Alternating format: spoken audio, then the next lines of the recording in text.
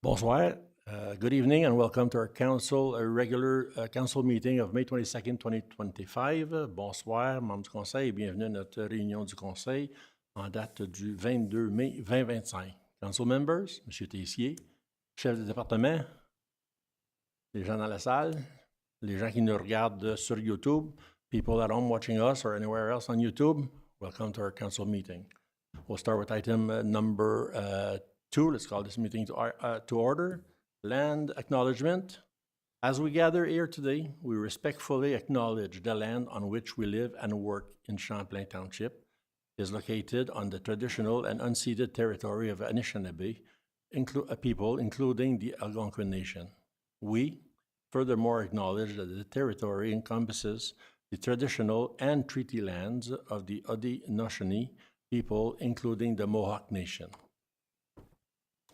Nous reconnaissons avec gratitude ces Premières Nations pour la protection de cette terre et nous les honorons. Nous sommes reconnaissants des contributions passées, présentes et futures apportées par les peuples des Premières Nations, Inuits et Métis pour façonner et pour renforcer nos communautés. So, la prochaine item, the next item will be item number 3, adoption of the agenda. I'll need a mover and a seconder to adopt the agenda as presented. M. Roy, seconded by, appuyé de M. Minor. All those in favor? Those against? Carried. Item number 4, item number 4, disclosure of pecuniary interest. Seeing none, go to item number 6, presentation, either committee or consultants. So we have at 6.1, Prescott and Russell Recreational Trail, Eric Collard, Executive Director. Mr. Collard, please come forward. Bonsoir, bienvenue. Podium is yours. Thank you very much. Thanks for the warm welcome as always. Avant que je commence la présentation, juste dire un petit merci à Sydney qui est maintenant rendu sur notre conseil d'administration. Et un gros merci aussi à M. Roy, qui a passé plusieurs années sur notre CA, qui a même été fêté hier soir à notre AGA pour le bénévole de l'année. Fait que un gros merci, M. Roy. Si on peut aller à la prochaine page, s'il vous plaît. Oui, on va juste parler vite des faits saillants du sentier. On a eu une grosse année pour un petit site au BNL. Fait qu'on a eu des nouveaux événements dans la région, incluant un sommet de cyclotourisme qui s'est passé à Alfred-Plantagenet. On a vu environ une quarantaine de personnes pour parler du futur du cyclotourisme dans la région. On a aussi nos marchés communautaires à Bourgette qui à chaque mois pendant l'été. Ça continue encore cette année. Aussi, on a des cours pour les jeunes qui sont dans toute la région, incluant ici en Champlain, qui est des cours de sécurité à vélo. Ils sont très bien cotés et notre feedback qu'on a de la communauté, ça nous aide beaucoup. Puis en 2024, c'était grâce à Desjardins. Les coûts pour les écoles étaient vraiment minimes grâce à une subvention de Desjardins. Aussi, on a eu des sessions de nettoyage au printemps et à l'automne, commençant en 2024. L'année passée, on a environ une quarantaine de bénévoles dans les deux sessions et on a fait du travail le long du sentier pour la sécurité et aussi l'entretien. Et ici même, à Vankleek Hill, vous avez les marches avec l'Association canadienne de santé mentale. Il s'appelle les Mood Walks, qui se passe au pavillon de Vankleek Hill. Fait que c'est un partenariat qu'on fait avec l'association. Et on a planté, l'année passée, on a planté environ 2500 arbres juste à côté de votre communauté, dans Nation, proche de Caledonia Springs. Et cette année, on plante un autre 2100 pour être sûr qu'on fait notre part pour l'environnement. L'année passée aussi, c'était une grosse année pour les médias, nos médias sociaux. On est rendu à 2500 abonnés sur Facebook et plus que 500 abonnés sur Instagram. Et aussi, on a des infolettes qui sortent à presque 2 mois On a un taux d'ouverture d'environ 64 qui est très bon pour un OBNL qui vend rien. La seule chose qu'on vend ces jours-ci, c'est des billets pour nos spectacles de comédie qu'on a commencé à la fin de 2023. On a eu une coupe ici dans le comté, puis je sais qu'on a vu une coupe des membres du conseil. On apprécie le sport. Et on a fait environ une dizaine de shows de comédie. Et ça nous a rentré une coupe de $1000 pour le sentier. Fait que c'est quelque chose qu'on continue encore ces jours-ci. Et le sport nous aide beaucoup. Et on a eu, pour les médias, on a eu plusieurs histoires dans les médias locaux, incluant aussi une histoire sur la une du Ottawa Citizen, en parlant de bon, cette fois-ci, du sentier et des travaux qu'on fait. Can we just go to the next slide, please? So, talk about some of the achievements. I know it's a little bit far from you, but we inaugurated the Alfred Pavilion thanks to a grant from the Ontario Trillium Foundation in early 2024. One of the biggest things that's happening right now is something called the Corridor Study, the Cyclotourism Ottawa-Montreal Corridor Study. It's a $250,000 study. The money comes from Destination Canada. And what that's doing right now, it's a 3-phase study that we're doing in the region. It's a partnership between RTO9, which is a regional tourism organization, Vélo Québec, which is our partner in Quebec and Montérégie, and then we're the partner here in Prescott Russell.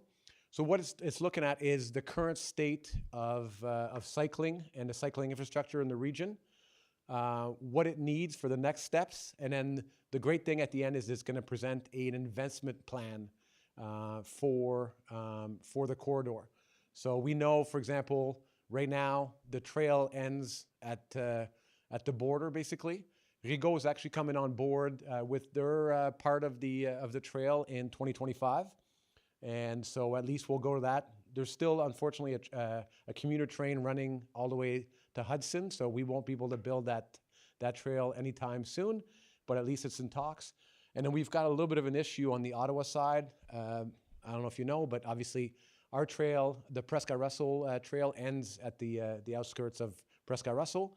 There's what they call the Prescott Russell Link, which is a 26-kilometer extension into Ottawa, but that extension ends in a field on Anderson Road in Ottawa. So we're working with the NCC and the city to get a secure and link to the rest of the trails in Ottawa, because we think that helps everyone. Unfortunately, we're kind of stuck in the middle. We still have 72 kilometers of trail, very safe, dedicated to cycling, walking, and running in the summer.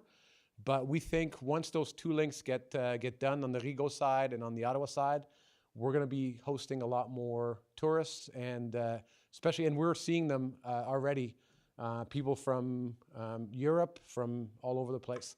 Speaking of that too, one of the things that we did in 2024, we hosted a pre-conference workshop at our Bourget Pavilion for the World Trails Conference that was actually hosted in Ottawa in partnership with one of our partners, the Trans-Canada Trail. So we hosted 60 people from all over the world on our trail for a day. We fed them local food. We made them cycle our trail, and they absolutely loved our rural trail. So we've got a few ambassadors all around the world now. And the feedback that we got is keep doing what you're doing. So it's good recognition for the small little trail that we have. And then we also now we're one of the charities, we're one of the recipient organizations for Catch the A7, which is a lottery which has a strong online component run by the Russell Kin Club. So that's our biggest fundraiser for 2025. We're hoping to raise a few thousand, if not a few $10,000 during this lottery. So it's you can buy a ticket online, or you can buy it at some of the retailers here, and they give half of their proceeds to local charities. So they've got 24 charities in their bank right now, and we're set up for the long term to keep getting some of those proceeds. So it's for us, for a small organizations like ours, it's a big deal. We also announced our multi-year partnerships in 2024 with the Hawkesbury General Hospital and also with Desjardins. And whether you know it or not, the 2025 is the 20th anniversary of the trail. And so we've got a few events planned, including one that we'll be announcing soon.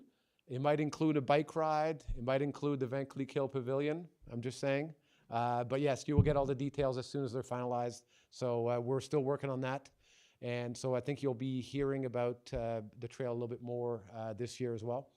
And then we've done a couple little outreach as well. I was part of the trade mission to Montreal with the Société économique de l'Ontario, meeting with Montreal MTL Lab, which is a tourism eco lab, innovation lab in Montreal at the University of Montreal. And it was really exciting to see what they're doing in Quebec. It also made us very, very jealous because the funding for tourism and cycling in Quebec is a lot more. I'll just say it's a lot more than what we get in Ontario. We'll leave it at that.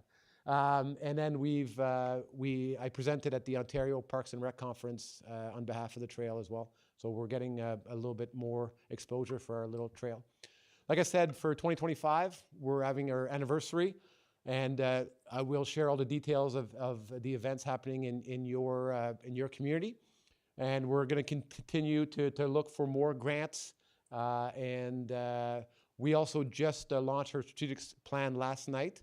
We're just about to finalize it and tweak it, but it'll be available for download on our website in the coming weeks or months. And another thing that we're trying to do too is also that we're working with the city of Clarence-Rockland to rework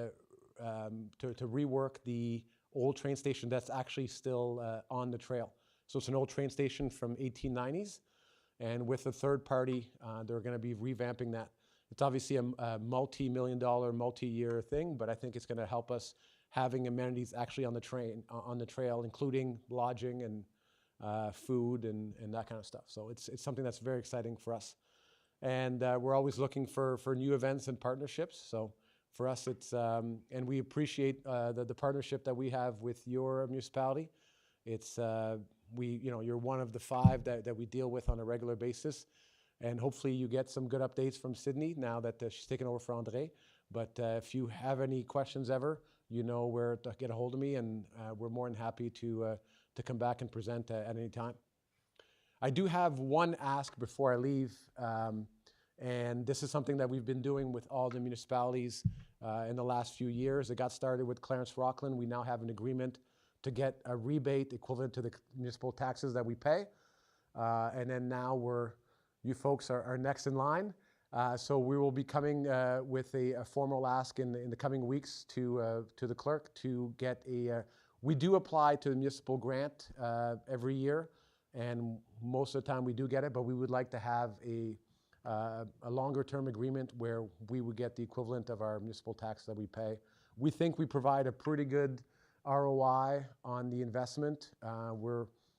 We try to be as much a part of the community as possible, and we're a free and barrier-free linear park. So we think we make a pretty valid point. But like I said, we will be coming back in the coming weeks with a formal ask to, and it's a very small amount. I don't have the last roll, but it's something around $1,000 a year. So we're not asking for the world, but we think it's a valid contribution towards recreation and the environment. C'est tout? C'est tout? Oui. Thank you so much. Councillors, any questions, comments? Madame Clément? Éric, merci beaucoup pour ta présentation. C'est bien. Et oui, encore cette année, je vous le dis, nous devons travailler pour les sentiers, que ce soit les sentiers de bicyclette ou de sport ou de raquettes. Puis avec les gens qui ne voyageront plus aux États, je crois qu'elle va être sollicitée un petit peu plus cette année. Alors, lâche pas. Merci beaucoup. Merci, Mme Clément. Autres commentaires? Any other comments? Monsieur Roy? Peut-être juste mentionner, si vous avez l'occasion d'aller aux activités de soirée de comédie. Monsieur le maire, je pense, d'aller un soir. Moi, je suis allé, je suis aussi, puis C'est vraiment intéressant, c'est surprenant la qualité c'est un show qu'on serait allé voir un professionnel. Merci. Monsieur Roy, oui, belle pensée, mais il m'a dit que j'étais le target la prochaine fois, fait que j'étais un peu réticent de vouloir participer à ces événements. On est gentil la plupart du temps. Yeah, surtout, right. surtout quand vous amenez des dons, on est vraiment Yeah, gentil. right. Mr. Collard, thank you so much for the presentation and thank you for your time. Thank you. Very important. You and your group is essential for this community. I hear nothing negative about the trail. I know in the counties we're about to lose it, and you guys step up to the plate, and we fought to keep it back. You're doing a great job, you and your members, and it's great to see so much dedication in regards to the 5 communities that are connected to the trail, and I'm sure les retombées économiques sont excellentes, surtout dans certaines régions où c'est peut-être plus populé ou moins rural. Donc, merci beaucoup. Grandement apprécié. Merci beaucoup.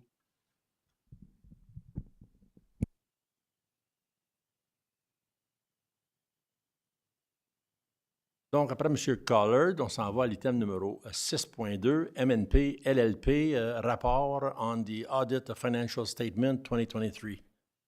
M. Rosier, bonsoir, bienvenue à notre belle réunion. Donc, à vous le podium. Okay. Merci beaucoup, M. le maire. Bonsoir aux membres du conseil. Donc, on a terminé notre travail d'audit. Donc, on s'en vient présenter notre rapport. On a quand même des bonnes nouvelles à vous annoncer.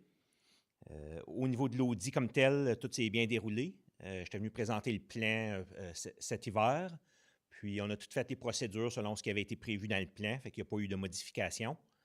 Là, on voit à l'écran que les états financiers sont en ébauche. Pour qu'ils deviennent finales, il restait 4 étapes à passer. Il y a 2 de ces étapes-là qui ont déjà été passées au cours de la journée. Il fallait avoir une discussion avec la direction au niveau des événements subséquents. Fait qu'il faut toujours regarder est-ce qu'il y a quelque chose qui s'est passé après la date de fin d'année qui aurait un impact sur nos états financiers ou qui devrait être mentionné dans les notes. Fait que ça a été fait aujourd'hui. Puis, on avait également la confirmation légale des avocats qui devait être reçue. Fait que ça également, ça a été reçu aujourd'hui. Les 2 éléments qui manquent toujours, c'est la lettre d'affirmation signée. Ça, c'est normal qu'on ne l'a pas encore parce qu'il est toujours daté la même date que notre rapport de l'auditeur. C'est une fois que le conseil va avoir approuvé les états financiers. C'est pour ça que cette étape-là n'est pas encore passée. Puis, le dernier point, c'est l'approbation des états financiers par le conseil. Ça, c'est l'exercice qu'on fait ce soir.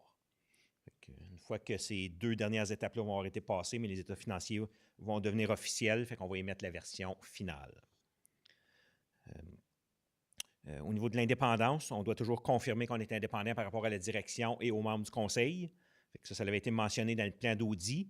Puis, avec les documents qu'on vous a remis, il y a une lettre par écrit qu'on confirme également qu'on est indépendant. Ensuite, on avait identifié des risques significatifs dans le plan. On a fait toutes les procédures qu'on avait prévues, puis tout s'est bien déroulé. Fait qu'il n'y a rien de particulier à vous mentionner. Fait que vraiment, c'est des bonnes nouvelles. Fait que c'est ça qui termine le rapport ou les conclusions de l'audit.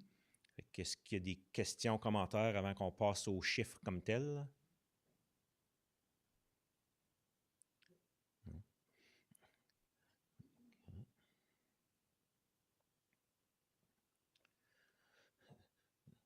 Donc, on voit les résultats à l'écran. La colonne de gauche, c'est votre budget initial qui avait été approuvé en début d'année. La colonne du centre, c'est vos chiffres réels de l'année. Et la colonne à droite, c'est vos chiffres réels de l'an passé. Au niveau des revenus, vous aviez budgété 17 millions. Puis, c'est 17 millions de réels qu'il y a eu, environ 600 000 $ de différence par rapport à ce qui avait été présenté au budget. Au niveau des frais d'usagers, il y a eu une augmentation. Il y a certains départements, là, entre autres les drains municipaux, Ça, c'est la contribution des usagers, fait que c'est jamais prévu dans le budget. Fait que si on parlait d'un montant de 465 000 au niveau du comité de recyclage, le comité a été beaucoup réduit à cause du transfert des activités qu'il y a eu. Fait qu'il y a un montant de 200 000 qui était revenu à la municipalité dans l'année. Fait que ça a été présenté dans les user fees. Puis après ça, il y avait des augmentations au niveau des aqueducs et des égouts. On parle d'à peu près 170 000 de différence. Au niveau des subventions, il y a des augmentations ou des diminutions par rapport au budget, mais au total, les montants sont très similaires. Puis, on voit des pertes sur disposition M. d'immobilisation. Gauthier, un instant. M. Miner. Je ne sais pas si on peut poser des questions à mesure qu'on avance. Oui. OK. Alors, sur la page qu'on a là, moi, je suis juste curieux. Moi, je regarde la version française, là. J'ai un item en 2023, tout de même assez important, 1 705 services sociaux à la famille qu'on ne voit pas en 2024. Je prends pour acquis que ça a été transféré ailleurs, mais il n'y a pas de note. Au niveau de la garderie. Des services de garderie. Merci beaucoup. Parfait. Donc, on avait terminé au niveau des revenus.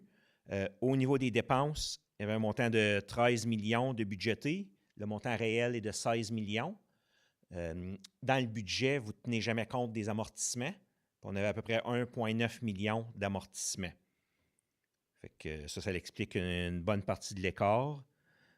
Puis ensuite, ça c'est les grosses variations au niveau des dépenses. Tantôt, dans la note 10, on va voir un petit peu plus par catégorie. Fait que, au total, vous avez un surplus de consolidé, si on veut, de 1,4 million. Fait que ce n'est pas le surplus d'opération. Le surplus d'opération, on va le voir à l'annexe 2 tantôt. Fait que c'est ça pour les résultats. On va passer au bilan. Une seconde. M. Roy. Je suis juste curieux de savoir au niveau planning et zoning, il y a une grosse différence. Est-ce qu'il y a une raison pour ça? Ça, il y a les dépenses au niveau des drains municipaux. Tantôt, j'avais fait le commentaire au niveau des revenus, mais au niveau des dépenses, c'est la même chose. La grosse majorité des drains municipaux ne sont pas prévus au budget parce qu'il y a une grosse portion qui est assumée par les usagers. Je ne sais pas, M. Tessier, avez-vous quelque chose à rajouter? Okay. Ça fait partie du département de planning et zoning. C'est pas M. Rivet qui vous a coûté plus cher cette année. Au niveau du bilan, donc montant d'actifs de 9 millions comparé à 7 millions l'an passé. Il y a plus d'argent au niveau de l'encaisse. Il y a un peu plus de taxes à recevoir que l'an passé.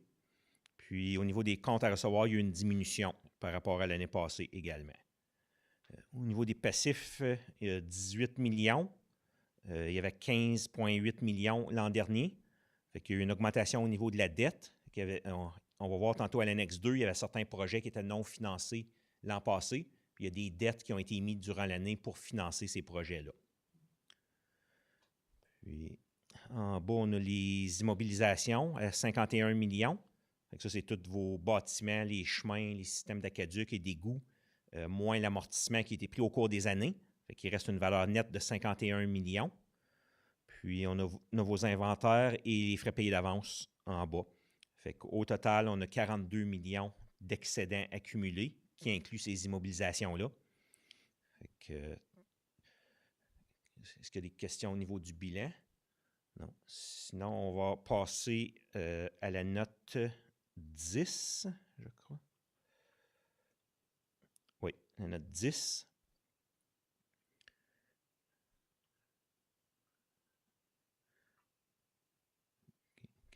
Qui était la page 12, page 12 de Financial Statement.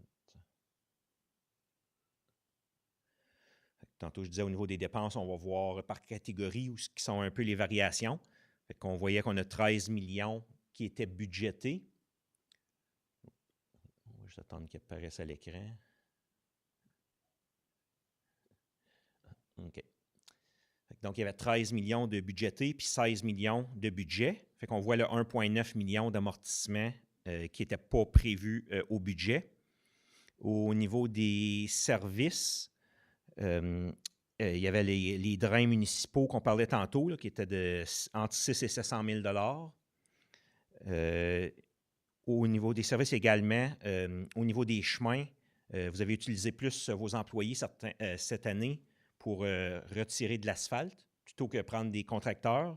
Fait que ça a fait une grosse réduction au niveau des contracteurs.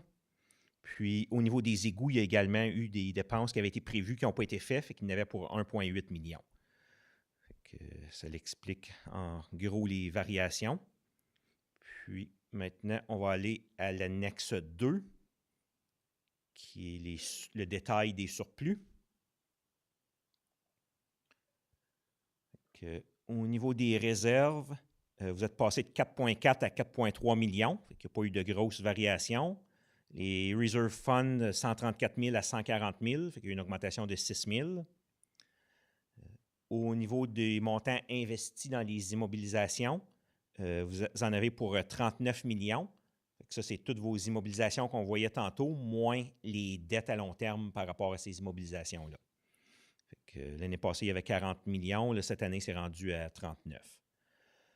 Au niveau des surplus d'opérations, au niveau de la bibliothèque, vous êtes rendu à 81 000 comparé à 65 000 l'année passée. Il y a eu un 16 000 de surplus dans l'année. Au niveau du surplus général de la municipalité, vous êtes rendu à 1 575 000 comparé à 1 403 000 l'année passée. Il y a un 172 000 de surplus que vous avez réalisé durant l'année. Au niveau du non financé pour les projets capitaux, vous êtes passé de 2,9 millions à 27 000 Tantôt, j'avais fait le commentaire que la dette à long terme, elle avait augmenté parce que vous aviez financé des dépenses, mais c'est à cette ligne-là qu'on voit la différence. On a séparé le non financé au niveau des Asset Retirement Obligations de 433 000. Ça n'a pas bougé durant l'année. Puis, il y a des montants d'opérations non financées qui sont rendus à 1,7 million comparé à 1,3 l'an passé.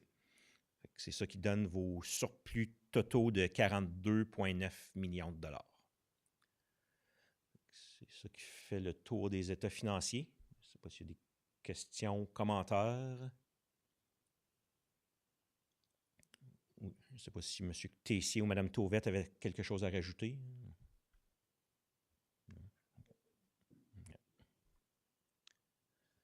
Parfait. Donc, c'est ça qui est notre rapport.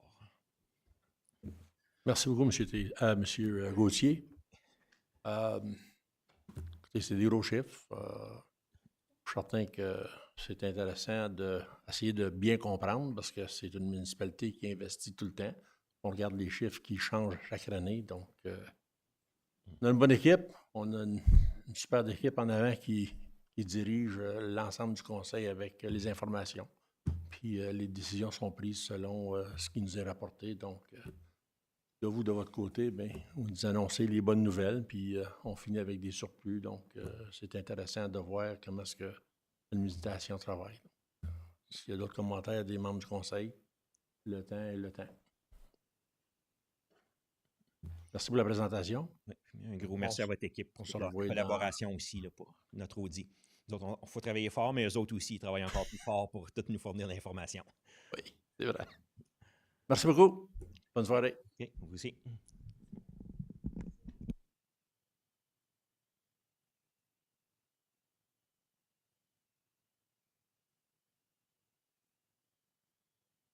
So, moving on to item number 8, staff report, 8.1 planning. Monsieur le maire, Monsieur Je Rivet, m'excuse. don't be too far. on a une résolution. Oui. C'est vrai. On en avait une pour Eric too, 6.1. Sorry, I missed that one too. So let's go back at 6.1. Be it resolved that the Prescott and Russell Recreational Trail 2024 annual report be received and filed. Proposal appuyé, Mr. Barton, seconded by Monsieur Lalonde. All those in favor? Those against? Carried. At 6.2, be it resolved that the consolidated financial statement for the year ending December 31st, 2024, as presented by M&P LLP, be received and filed.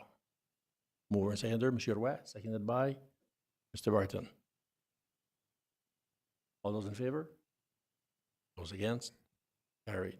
Now we go to 8.1 planning. 8.1.1 ongoing planning projects.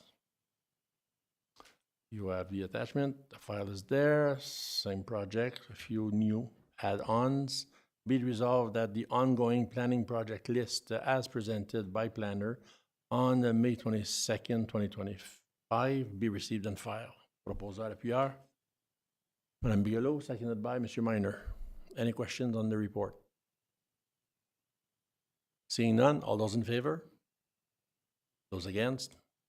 Carried. 8.1.2, zoning bylaw amendment application Z-03-2024 in regards to 6834-051 Canada Inc., Newman and Froloff. Mr. Rivet, à vous la parole. Oui, bonsoir, Monsieur le Maire.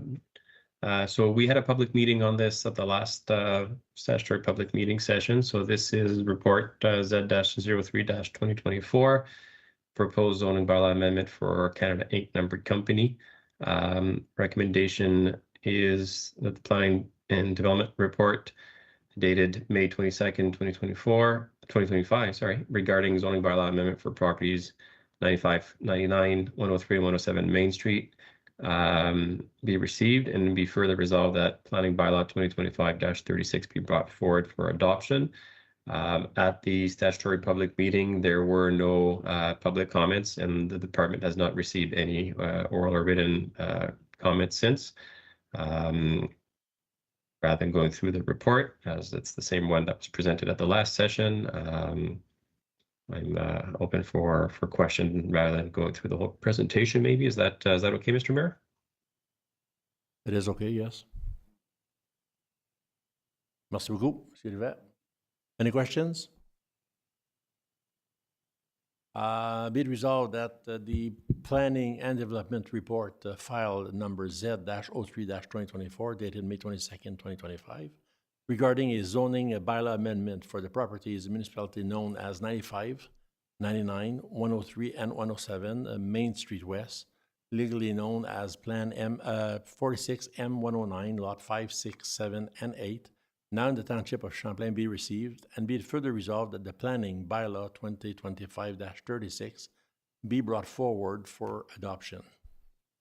I'll need a mover and a seconder. Mr. Barton, seconded by Madame Bigelow. All those in favor?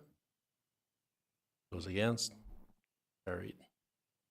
8.1.3, zoning bylaw amendment application Z-01-2025 in regards to 149-33176 Canada Inc., Urbano Fumagalli. Monsieur Rivet. Yes, so this is another one that was presented at statutory public meeting, the last meeting. Again, it's a zoning bylaw amendment for the same numbered company. The analysis and provincial policy statement of United Counties of Prescott-Russell official plan were reviewed and presented during the public meeting, as well as the Township of Champlain official plan and zoning bylaw. Notification was completed in accordance with the the Planning Act. No comments from the public were received. There was discussions with council in regards with clarification about the fire hydrant should need to be relocated at a later date. It does not affect the zoning amendment. It was also circulated to external agencies and other internal departments. There has been no additional changes to the report since first presented to council. Therefore, council can proceed to adopt bylaw 2025-37 with amendments, or refuse, or just receive for information. So there's some options for council. It's the planning department's opinion that the zoning bylaw is consistent with PPS, conforms to UCPR OP, Township OP, and meets the zoning bylaw. As such, the approval of the zoning bylaw amendments is recommended as provided amending bylaw 2025-37. Thank you, Mr. Rivet. Any questions? Be it resolved that the Planning Department report file number Z-01-2025 dated March 27, 2025 regarding a zoning bylaw amendment for part of the property municipality known as 150 Higginson Street, legal description, Plan 35, Block B, Part Lot 44, Block D, Part Lot 1 and 2, Part Head STRP 46R 8211, Part 2 in the geographic town of Ventliquille, now in the Township of Champlain, with tax roll number 02090300100800 be received, and be further resolved that planning bylaw 2025-37 be brought forward for adoption. Proposal appuyeur, mover, seconder, Mr. Barton, seconded by Mr. Burrows. All in favor? Those against? Carried. Item number 8.1.4, zoning bylaw amendment application Z-02-2025, M.A. Diot. Monsieur Rivet. Yes, Mr. Mayor, this is another zoning amendment that was presented at the statutory public meeting. As you might remember, this was a condition of severance for surplus dwelling. The department had reviewed provincial policy statement, United Counties of Prescott and Russell official plan, as well as the zoning bylaw. Notification was completed in accordance with the Planning Act. A statutory public meeting was held April 24th, 2025. No comments from the public were received. The file had been circulated to internal and external agencies. No additional comments have been provided since the report was first presented to council. The same options are presented to council on this zoning as well. The planning department is of the opinion that the proposed zoning amendment is consistent with PPS, conforms to UCPROP, Township OP, and meets the intent of zoning bylaw. As such, the approval of the zoning bylaw amendment is recommended as provided amending bylaw 2025-38. Thank you, Monsieur Rivet. Any questions? Mr. Minor? On the last page, it's mentioned that in the report from the building department that the barn that is going to be kept as an accessory building is too big. We recommend that a portion of the barn be demolished. So do we expect to see that in the bylaw?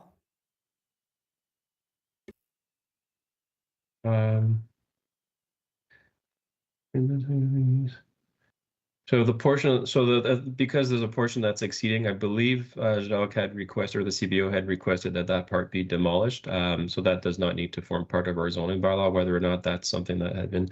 I'm not aware about the discussion with the CBO and the owner, whether or not the barn is in a state that, a derelict state that needs to be demolished. But Nikita Jarewala, that had worked on this report with Jacques, were comfortable that the conversion of the building through a change of use process was adequate. So I don't have more information for you today, unfortunately.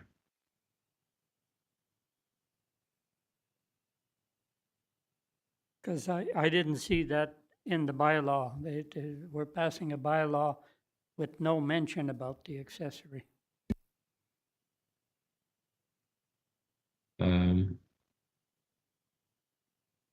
Yeah, I believe that there's going to need to be discussions with the chief building official afterwards, because they're not proposing to create an exception in the bylaw for it. And I believe what was happening was the barn is being, through a change of use permit, used as a storage building and not a livestock facility anymore. And I believe the portion that is exceeding is the portion that the building department had maybe been in discussion with the owner to be demolished, but we could. It hasn't been requested, so I'm not 100% sure if it's going to be dealt with through the building department. So unfortunately, I don't have more information for you tonight. Can I add something, Mr. Minor? It says we recommend that the portion of the barn be demolished. It doesn't say that he has to demolish it. It recommends it. Je ne sais pas si c'est une obligation. La même affaire que la hauteur. It says it's exceeding the 6 meter height. It's 12 meters. But the building department has no comments. So Yeah. J'étais un peu ambigu dans le même sens que faut-tu qu'elle démanche, faut qu'elle démanche. Ça ne dit pas qu'il est obligé de la démancher. Mm-hmm. Unfortunately, I don't have more of an answer on that. It was, like I said, it was dealt with Rajok and Nikita. So, Madam Collard might have something to add. Madam Collard? It might have been addressed as a condition of severance. I'm not sure. I don't have the file open right now, but yeah. And yeah, so we can either just do first and second reading and then we can bring it back for final reading, or we can defer it in order for me to look at the file and bring it back to the next council meeting, because I fortunately was not directly involved. I was just looking at the way they processed it. So I'm not, I don't think we have a copy of the bylaw on the agenda, do we, Ms. Collard? yes, we do. We do, we can. 8.2.3 on the agenda.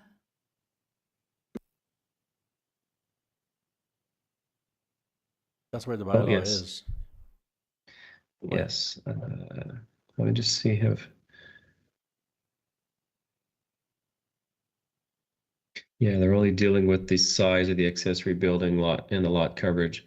So good call, Mr. Minor. It'd probably be best to defer it in order for us to see whether or not the exception should. Usually in the past, when structures that were converted from barn to accessory use did not conform with the zone provisions for an accessory use, we dealt with that through exception, recognizing the size and you said most of the times also the height.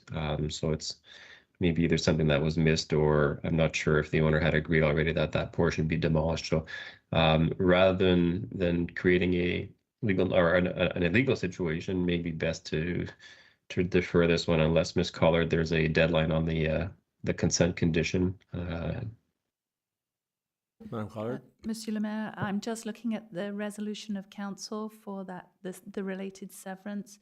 Condition number 5 says the owner shall apply for a change of use. The barn will no longer have the option of housing any livestock or related equipment for the keeping of livestock, and all animal stalls will have to be removed. The new use of the barn will be for residential storage only. And then there is another condition: the existing accessory building lot coverage of 303 square meters surpasses the mandated 200 square meters. The owner shall remove the accessory building or demolish it partially to meet the required 200 square meters, or request a site-specific exception, which hasn't been done for the barn. So it is going to be a condition of the severance that the building department will approve. Yeah, so that condition did state that they either have to demolish or get a zoning exception. So Nikita didn't include in the zoning exception an increase in lot coverage to 337 square meters. However, it doesn't talk about the height exceeding the height for an accessory structure to a residential use, which I believe it should have. So it was either omitted or missed. I'd recommend we maybe defer this in order to clarify that. Because if we don't, then he would either have to reapply or demolish the portion that is exceeding the height as a converted barn to accessory residential use. Okay, so we'll defer it till next month. Okay. If you don't mind. Council will Sorry go about that. Council, all good with deferring till next month? Done. We'll bring it back next month. Sorry about that. That's okay. And I thought you were perfect.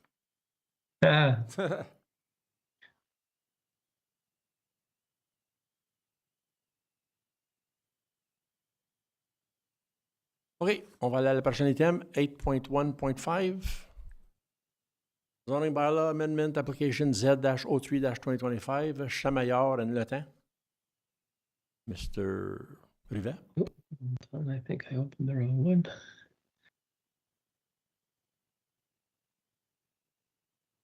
Yes, so I'm not sure if I'm sharing. So this is now the presentation of the proposed official plan and zoning bylaw amendment for Mr. Chamayal that was just presented at the public meeting before the council session. Rather than going through the presentation, if there are any questions from council at this time. Bonjour. Any questions? Mm. Comments? Seeing none.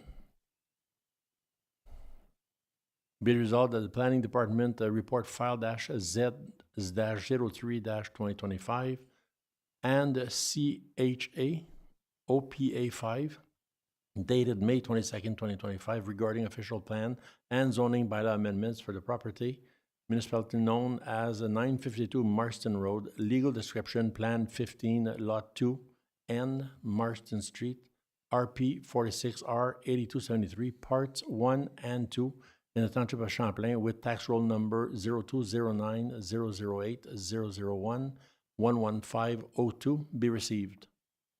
Mover and seconder. Mr. Minor, seconded by Mr. Lalonde. All those in favor?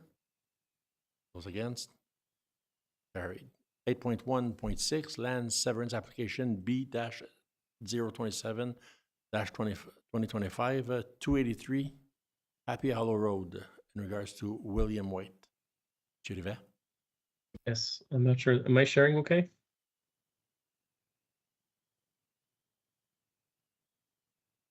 What was the question?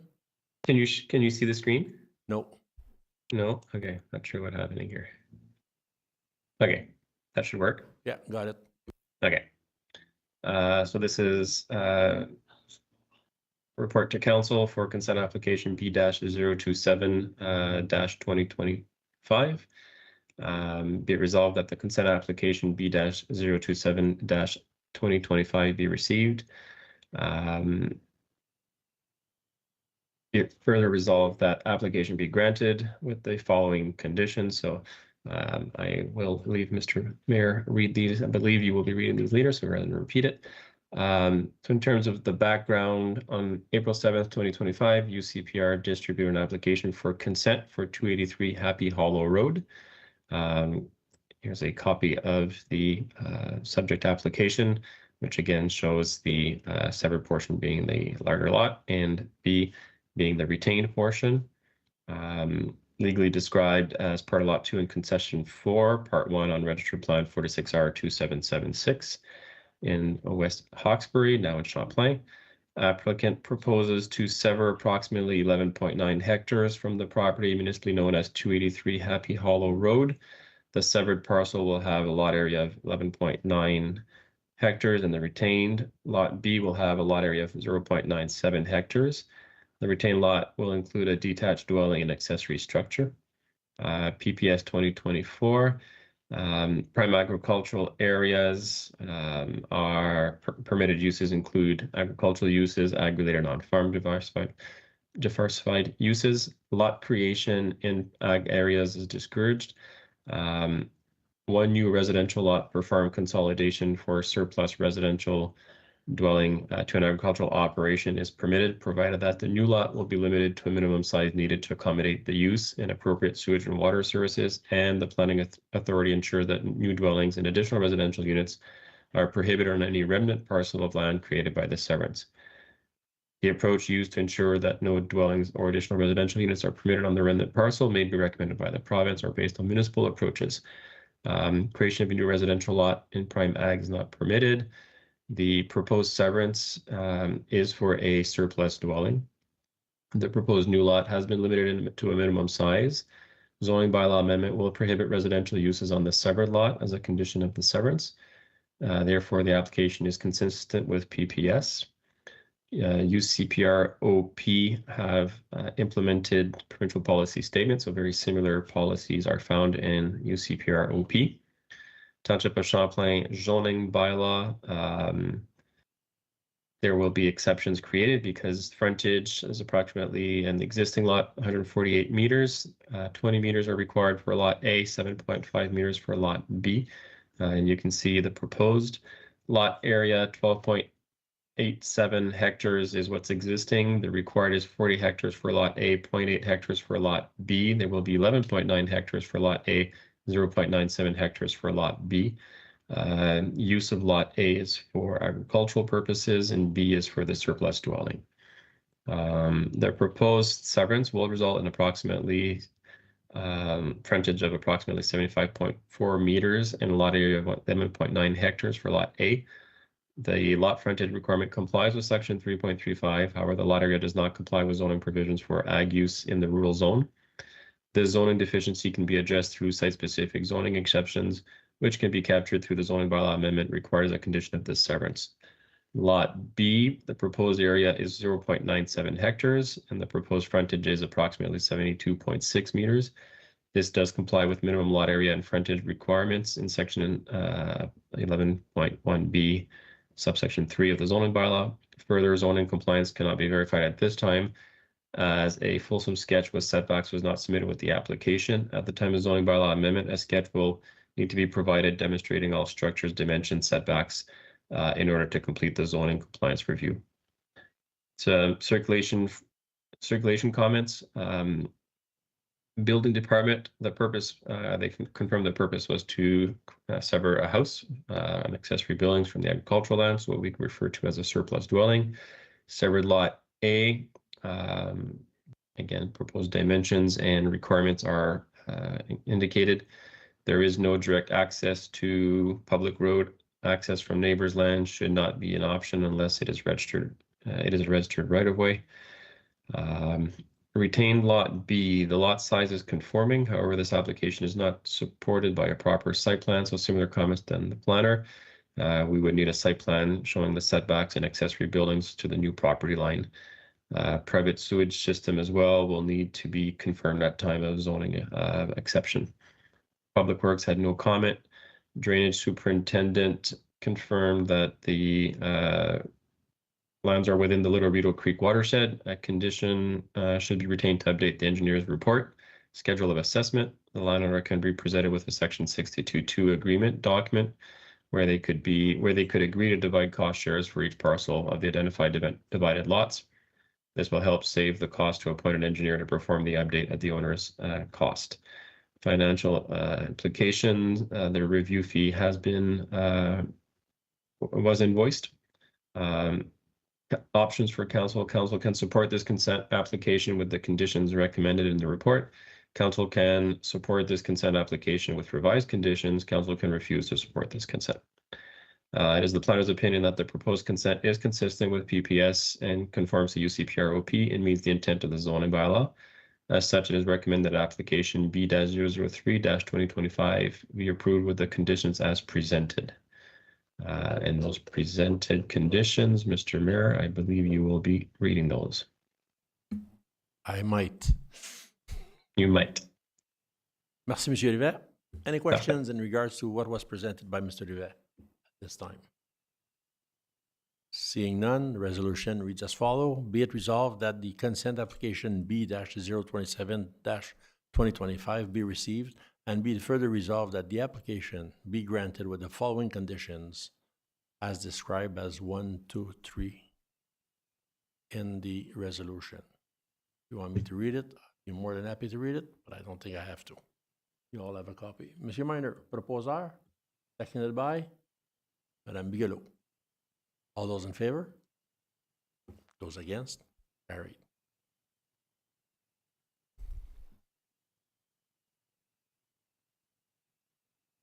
I do believe, Mr. Rivet, we are done with you.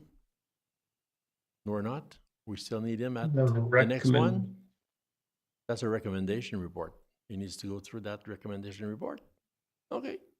8.1.7 recommendation report D-01-2025 and D-02-2025. Monsieur Rivet. So this is deeming bylaws for 95, 99, 103, and 107 Main Street West, Vankleek Hill. These are associated with Mr. Fumagalli's initial application that were dealt with earlier tonight. Be it resolved that a bylaw pursuant to Section 54 of the Planning Act, deeming Lot 5, 95 Main Street, and Lot 6, 99 Main Street not be in a registered plan of subdivision, and be it further resolved that same Lot 7, 103 Main Street, and Lot 8, 107 Main Street not be in a registered plan of subdivision. Be it further resolved that deeming bylaw 2025-39 and 2025-40 be brought forward for adoption. I can summarize a little bit the background. This was the same background here that was presented as part of the rezoning application. The applicant seeking to build 2 fourplexes on the 4 lots, municipally known as 95, 99, 103, and 107 Main Street. They are applying for tax benefits through CMHC. The applicants are looking to merge lots 5, 6, and 7, 8, which is the purpose of the deeming applications. This will permit quadruplex to be built on the 2 lots, which are related with zoning bylaw amendment Z-03-2024. Same analysis was completed as part of that rezoning application. Therefore, council's options are to approve the 2 deeming bylaws, refuse the 2 deeming bylaws. The planning department is satisfied that the proposed deeming bylaws are appropriate for the planning point of view, from a planning point of view, and should be approved.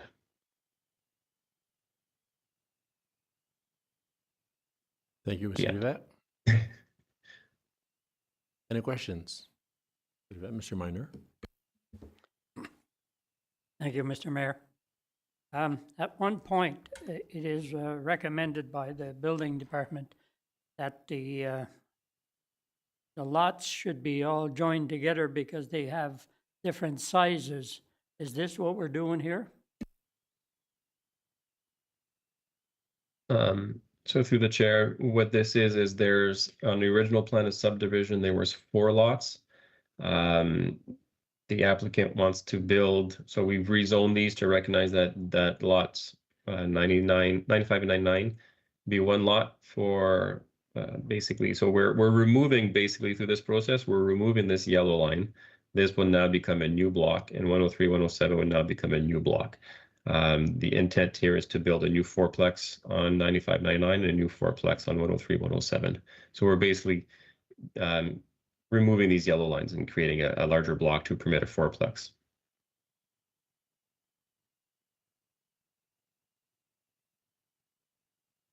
It's just that the building department says cannot issue a building permit for a quadruplex building on 2 separate lots.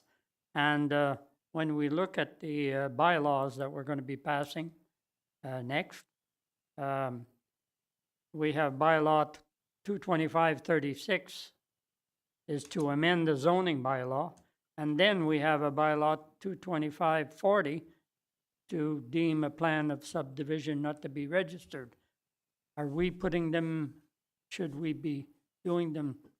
I'm not sure. I just want to make sure we're doing it. Yeah, we verified that with the applicant's solicitor as well. And we received advice from the Land Division Approval Authority, which in this case is the United Counties in terms of process. So this is the way that, this is the recommended approach based on ownership and original lot creation. So the deeming bylaws, so what the chief building official is saying is he doesn't want to issue a fourplex over a lot line. So by doing this process, this lot line would remove and then the fourplex would be over the lot. It would be basically not be over a lot line. So that's has been verified by both the applicant's legal representation as well as the county's approval, consent approval authority. Thank you. Thank you, Mr. Minor. Any other questions, comments? Seeing none, recommendation be resolved that the bylaw pursuant to section 50 of the Planning Act RSO 1990, Chapter P13, as amended, deeming Lot 5, 95 Main Street, roll number 0209010001000414, and Lot 6, 99 Main Street, also known as roll number 0209010001000416, not be in a registered plan of subdivisions, and be it further resolved that the pursuant of to section 50 in brackets 4 of the Planning Act RSO 1990 chapter P13 as amended, deeming lots 7, which is also known as 103 Main Street, roll number 020901000418, and lot 8, also known as 107 Main Street, roll number 0209-01000-10420, not to be registered the plan of subdivisions, and be it further resolved that deeming bylaw number 2025-39 and 2025-40 be brought forward for adoption. Proposal appuyeur, mover, seconder, Mr. Barton, seconded by Madame Bigelow. All those in favor? Those against? Carried.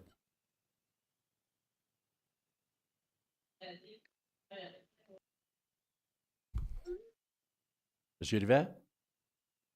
C'est tout. Merci beaucoup pour la présentation ou les présentations. Je pense que votre temps est up. Je ne pense pas qu'on a besoin de vos services pour les prochaines rencontres.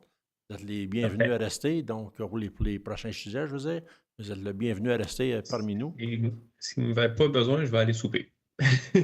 On vous a plus besoin. Merci beaucoup. Parfait. Bonne soirée. Bonne soirée à tout le monde. Continuing on 8.2, adopting of planning and bylaws. 8.2.1, bylaw number 2025-36, to amend zoning bylaw 2000-75 for Newman and Froloff, file number Z-03-2024. Be it resolved that bylaw number 2025-36, being a bylaw to amend bylaw number 2025 for Newman and Freeloff, file Z-03-2024, be passed. Proposal appuyeur. Mr. Barton, seconded by Mr. Minor. Read the first time, all those in favor? Read the second time, all those in favor? Read the third time, all those in favor? Carried. 8.2.2, bylaw number 2025-37 to amend the zoning bylaw 2000-75 in regards to M.A. Diot, file number wrong line. Bylaw number 2025-37 to amend zoning bylaw 2075, Urbano-Fumagalli, file Z-01-2025. Be it resolved that bylaw 2025-37 being a bylaw to amend the bylaw number 2000-75 in regards to Urbano-Fumagalli, file Z-01-2025 be passed. Proposal appuyeur, mover seconder. Mr. Barton, appui de Monsieur Lalonde. Read the first time, all those in favor? Read the second time, all those in favor? Read the third time, all those in favor? Carried. 8.2.3, bylaw number 2025-38. Monsieur To le Maire, amend zone, no, oui, madame. excuse-moi. Oh, Monsieur yeah, le Maire, we passed that one where it's going to be brought forward. Sorry. 8.2.4, bylaw number 2025-39, bylaw to deem a plan of subdivision not to be a registered plan of subdivisions within the meaning of the Planning Act in regards to 95 and 99 Main Street West. Be resolved that bylaw number 2025-39 being a bylaw pursuant to subsection 4 of section 50 of the Planning Act, also known as RSO 1990, Chapter 13, as amended, deemed those parts of Plan 46M109 described lots number 5 and 6, Plan 46M109, Champlain Township, not be registered, the plan of subdivision be passed. Proposal appuyeur, Madame Bigelow, seconded by Mr. Barton. Read the first time, all those in favor? Read the second time, all those in favor? Read the third time, all those in favor? Carried. 8.2.5 stipulates the same thing. Item number, bylaw number 2025-40. Be it resolved that bylaw number 2025-40, being a bylaw pursuant to the subdivision 4 of section 50 of the Planning Act, as amended, deemed those parts of Plan 46M109 described as Lot 7 and 8, Plan 46M109, Champlain, not to be registered plan, subdivision be passed. Proposal appuyeur, Mr. Barton, seconded by Monsieur Minor. Read the first time, all those in favor? Read the second time, all those in favor? Read the third time, all those in favor? Carried. On a une option. On peut aller en break pour 2 minutes, 3 minutes, or we continue. You guys decide. Break, break, break. We'll be back in 3 minutes.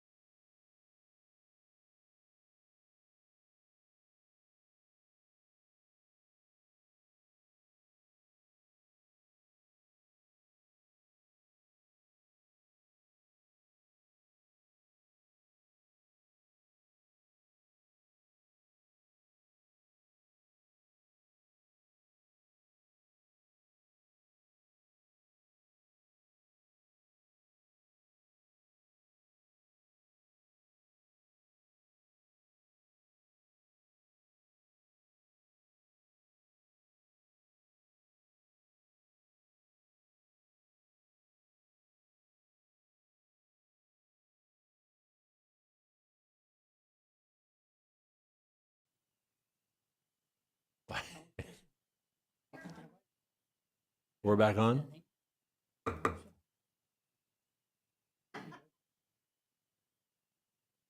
Okay, ready to go? 8.3.1, or should I go to 8.3, recommendation reports? 8.3.1, report CLK-2025-06. Strong Mayor Powers. Madame Collard, présentation s'il vous plaît.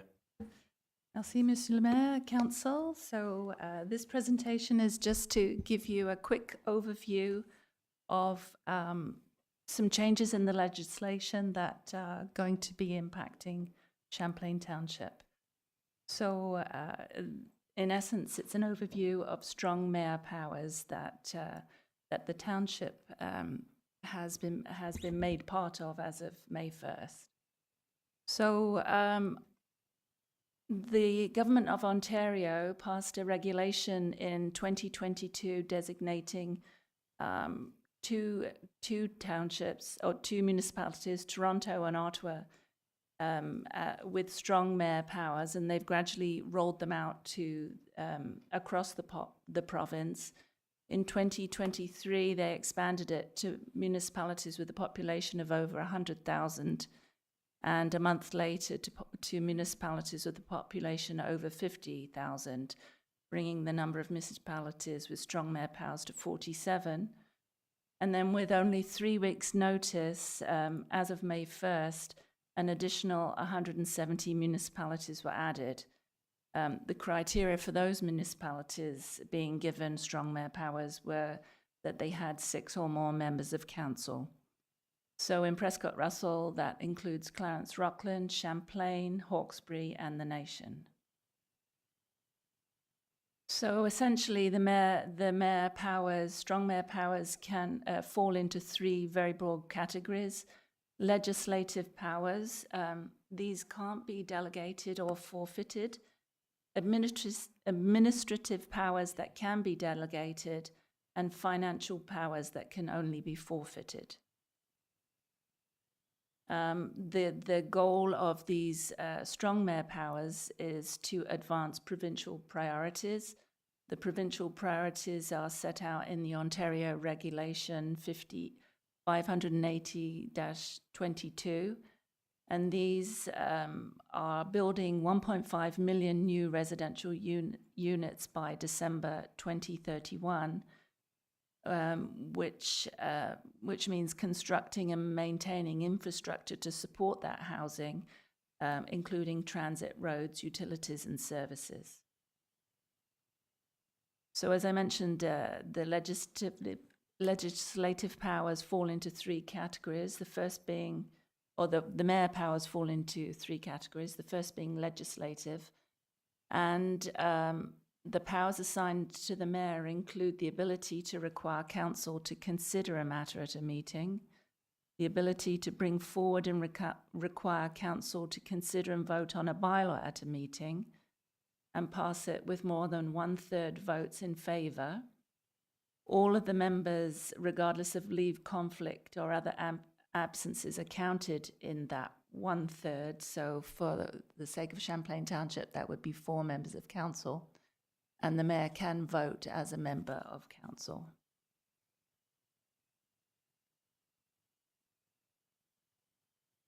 In addition to bringing a bylaw forward, the mayor can veto a bylaw within 14 days if the mayor believes it conflicts with a provincial policy. He would have to provide written notice of his intent to veto to the clerk within 2 days of council passing the bylaw. Within 21 days of the veto, it comes back to council, and council can override the veto with 2/3 of a majority vote of all the members. And again, the mayor would vote as a member of council in that vote to override. The second type of power is administrative power. So the Act grants the mayor the authority to direct municipal staff to undertake research, provide advice, and carry out duties related to Part 6.1 of the Act. So in practice, that means the mayor can direct staff with regards to any authority or power granted to the mayor as part of the legislation. Directions to staff could include a direction of the clerk to undertake research or provide advice with respect to the use of a veto related to a bylaw, or direct the treasurer to prepare a municipal budget in accordance with the specific requirements of the Act. The Act also grants the mayor the authority to hire and dismiss the chief administrative officer. This authority rests solely with the mayor, but this one can be delegated to council. Other administrative powers include employment matters, so the mayor may hire or dismiss non-statutory division heads and reorganize municipal departments. Statutory positions are excluded from this authority, and that would include the clerk, the treasurer, the integrity commissioner, the chief building official, and the fire chief, who have been designated by legislation. Bearing in mind that there are constraints on those powers, those changes must comply with applicable laws, collective agreements, and employment contracts. And the mayor has the authority to create committees of council, assign their functions, and appoint chairs and vice chairs. That authority applies only to committees that consist solely of council members. And then finally, financial powers, and this relates specifically to the budget. Under the legislation, the mayor must propose a municipal budget by February the 1st of each year.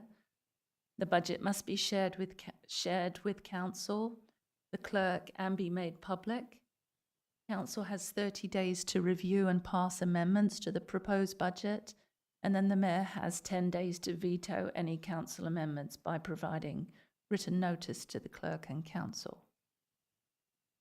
Council may override a budget amendment veto within 50 days of receiving the veto notice with a 2/3 vote of all council members.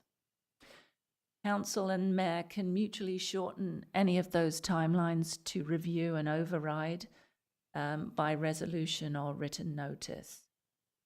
So this is one that can't be delegated, but it can be forfeited. So if the mayor does not submit a budget by February 1st, council regains the authority to prepare and adopt the budget. So there are some limitations on the power. The mayor may override the veto or the budget amendments with council may override the mayor's veto or the budget amendments with 2/3 majority of vote. So in the case of Champlain Township, that would be 6, and that counts the whole of council, regardless of whether you're actually present in the meeting, and the mayor is permitted to vote. An acting mayor or a deputy mayor does not inherit a strong mayor power. Those powers are only, they only transfer if there were a by-election and a new mayor were appointed. Powers must be exercised in writing, and any decision or power exercised by the mayor cannot be quashed or judicially reviewed and for unreasonableness if made legally and in good faith. The budget must be put forth by the mayor prior to February 1st, or else it reverts to council. And there are timing limitations on vetoing a bylaw, which I'll show you in a flow chart coming up in a new slide. So we have, it's not very legible here, but we did create a guide to those powers divided into the three different types. That document is now on our website too, French and English. Council's been provided with a laminated summary as well. So just to recap the delegation of the administrative powers, the power or duty relating to the appointment of the CAO can be delegated to council. Employment matters can be delegated to council or the CAO. And organizational structure can be delegated to council or the CO, and the appointment of councils of committee can be delegated to council.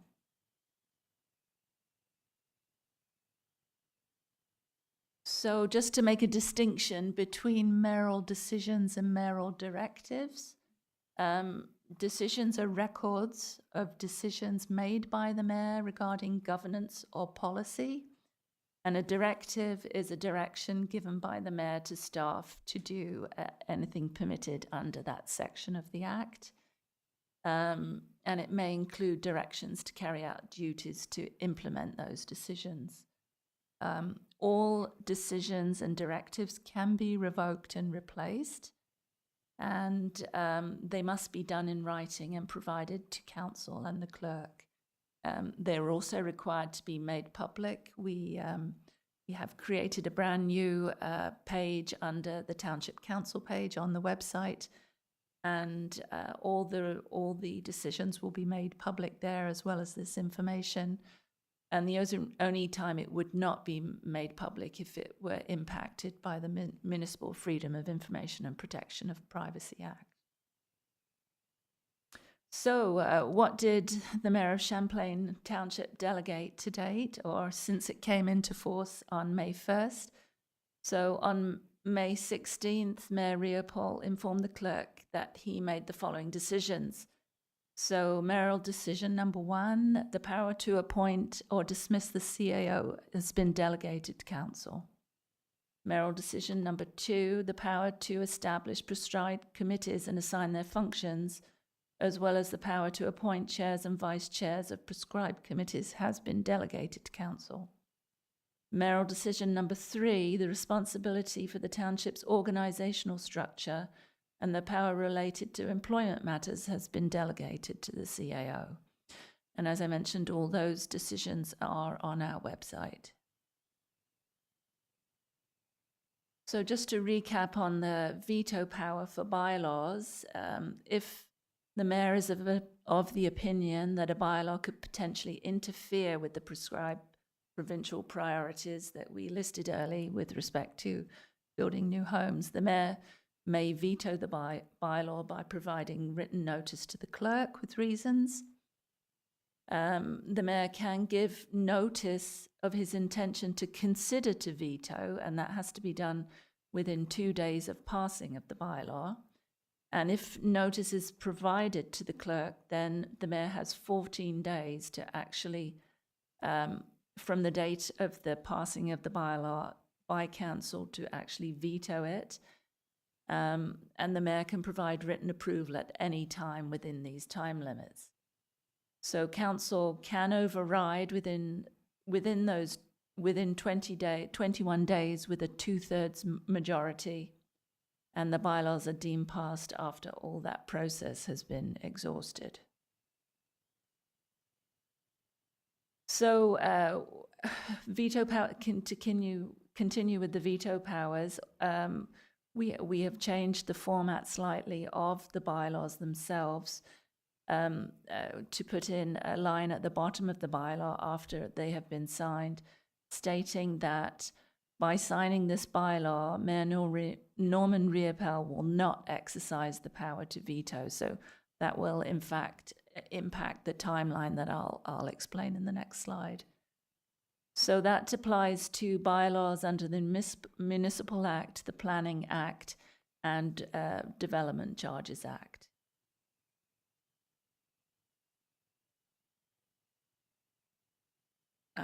This is our flow chart that shows you how the veto process works and the timelines. So, for example, the bylaws that we've passed this evening, if the mayor signs them today with the statement on them that he chooses not to veto them, they are deemed passed as of today. If he doesn't make that statement, they're only deemed passed 2 days later, after the second day, which actually means on the third day. If he provides written notice that he intends to consider, then there's 14 days comes into play, so they're only deemed passed on the 15th day. And if we go to the 21 days where the council can override the veto with 2/3 vote, the bylaws are deemed adopted on that particular day. So as I mentioned, these flow charts have been provided to council and they are on the website. So another quick flow chart with respect to the strong mayors for the strong mayor powers for budget approval. So essentially, the flow chart comes into play prior to February 1st. If the mayor has not presented a proposed budget before February 1st, the whole budget process becomes the authority of council. So I won't go through all those, but that's for ease of understanding, hopefully, of the process for staff, the public, and council. The resources that we used, obviously, was the legislation. We have created a strong mayor powers page on the Township of Champlain website, and we've put those guides there for everybody's use and comprehension. So that's the end of my brief presentation. I'm open for questions. Thank you, Madam Collard. At this time, I'll ask council if they have any questions in regards to the presentation that we've just received in regards to strong mayor powers. Question? Aucune question? Moi, j'en ai une. The only thing that bothers me is February 1st. Anything else doesn't bother me is February 1st. Can we continue doing our budget as early as December?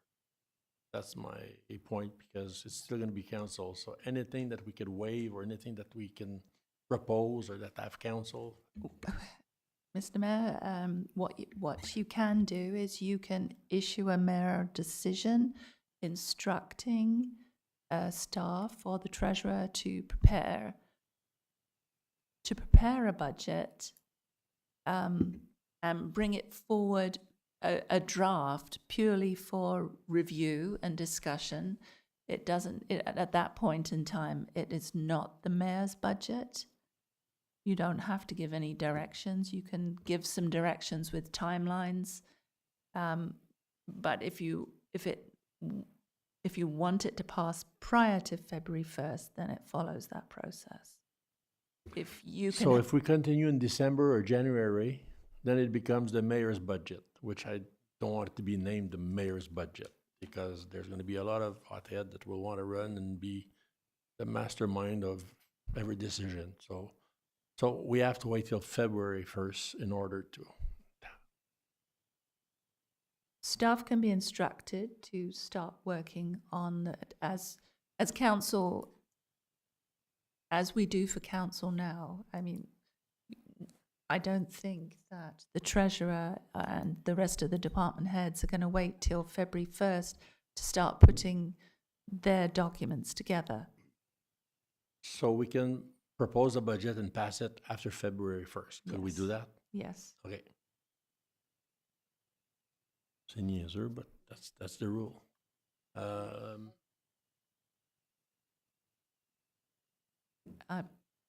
No, ça marche pas de même. No. Go ahead. I was just going to respond to Councillor Clément that we are listed in the legislation as a municipality with strong mayor powers. So to get us off the list now would be quite hard, if not impossible. I was told impossible. It's on the list and it's going to remain. Whether we go down to 3 councillors or 5 or 7, it's still going to remain. Mr. Barton. Thank you, Mr. Mayor. More a statement, less a question, but I commend you, Mr. Mayor, on your decision and directive to opt out of the powers afforded to you in this process. I think it's anti-democratic legislation. I think it reflects the disconnect between Queen's Park and Toronto, and the people running the province and small municipalities like ours. And so good on you to steer us in the right direction here. and my question was going to be in relation to the budget. It's been asked and answered to some extent. I think there's a challenge on us when we come so late in the year. If we were able to pass a budget before the end of the fiscal year or before the year's end and could secure rates, in 2025 as compared to having to take with a 3 to 5 to 10% increase that happens every January 1st, I think there'd be a big advantage to us actually moving our budget up and not unfortunately having to wait till February 1st as you described.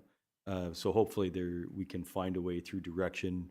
I think there's a statement that if you were to say, I direct staff to present a budget and have it approved by council, I think hopefully there's something that can be done, because I would encourage us to present budgets earlier for the cost savings opportunity and not later.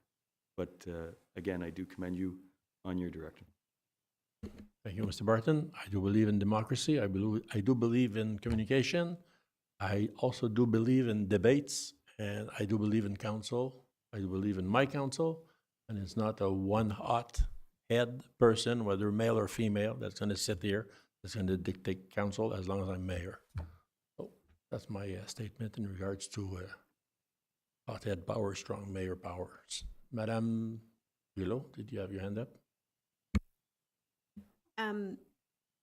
Did you have something to say after what Peter had said? You look like you were going to say something, Allison. No? Okay. Thank you, Mr. Mayor. Yeah, I too commend you on your recommendations as well. I feel like this is something that was bestowed upon us unfairly, unjustly.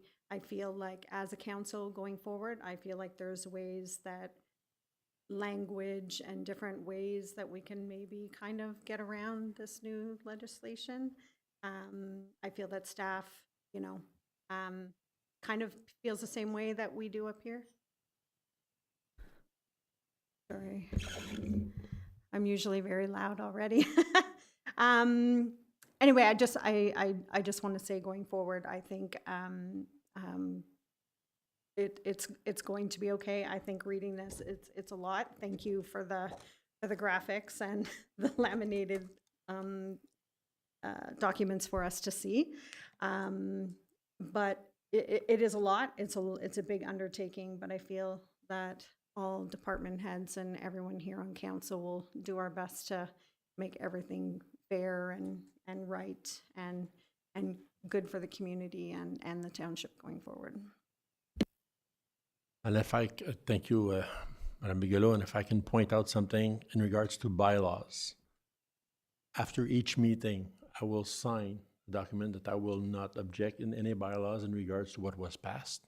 So this will be the first signing document, and then we'll be able to pass the bylaws that were presented at council on the same day and not waste 2 days, because I don't agree. We'll have a good discussion, we'll have a good debate, and whatever council decides is this is what I'm going to sign. Period. Monsieur Roy. Monsieur le maire, merci pour ce que vous avez pris comme décision. Ma question s'adresse plus à l'avenir. Il arrive une nouvelle mairesse qui vous remplace. Ça peut tout être changé finalement. Ça peut revenir à ce qui est proposé ici. Comment on se protège pour l'avenir? Juste pour répondre vite fait, sarcastiquement, demain matin, je peux tout défaire ce que j'ai fait aujourd'hui. Ça, c'est comment dangereux ce pouvoir-là y est. So, how do we protect ourselves? Vote for the right people. Don't vote for a dictator. Don't vote for somebody that's going to control this council. Never, ever in Champlain Township. That's my recommendation. There's good people out there. There's good people that have a good head on their shoulders. That's what we need. That's what we want.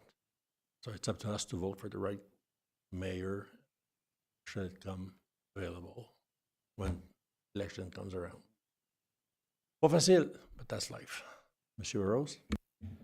I do have a question in regards to one of your directives and your delegations that you've done. You've instructed the CAO to be the one to be for the head of departments that he could hire or actually fire. This was in my understanding, a council decision for the department heads.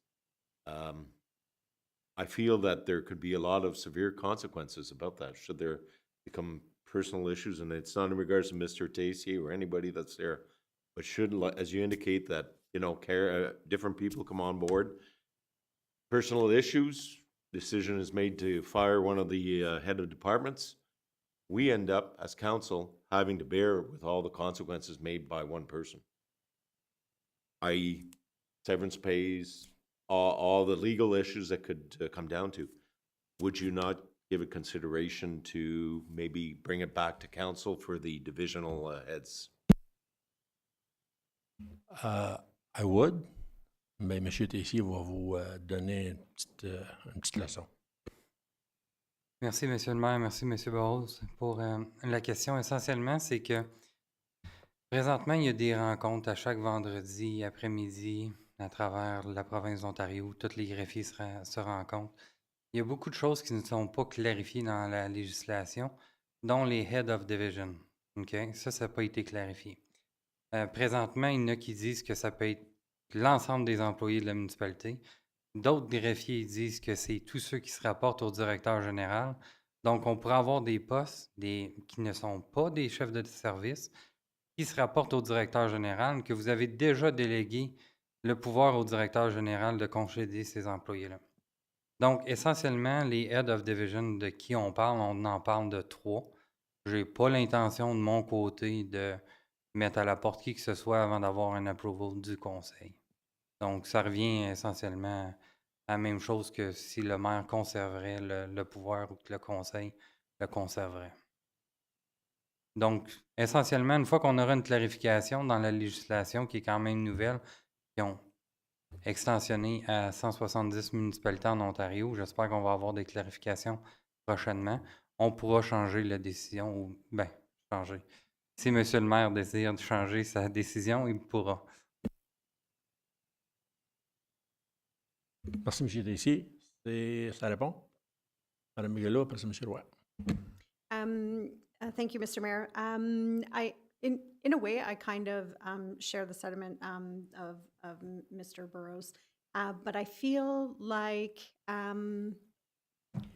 there's a reason why we have the CAO that we have. I feel confident that Mr. Tessier will continue to give us a heads up. There's oftentimes we get emails at, Friday night at 9 o'clock or Saturday morning or whatever with a heads up of something that's happening or something that's brewing or different things. So even though that is a lot of power to give you, I do feel you feel responsible for the township and that you will continue to keep going forward the way that you have been by keeping us informed almost every aspect of the way. So I feel confident in giving you that. I hate to use the word power. That's a terrible, but giving that designation or delegation to you. Merci, Mme Bigelow. M. Roy. Dans les corporations, que ce soit à but non lucratif ou à but lucratif, il y a un conseil, puis ce conseil-là a un employé ou une employée, puis c'est le directeur général. Pour moi, on a monté un processus d'évaluation. Si jamais le DG décide de ne pas respecter le professionnalisme qu'on s'attend, ben ça va sortir dans son évaluation. Puis à ce moment-là, ce sera au conseil de décider si la personne devrait rester en poste ou non.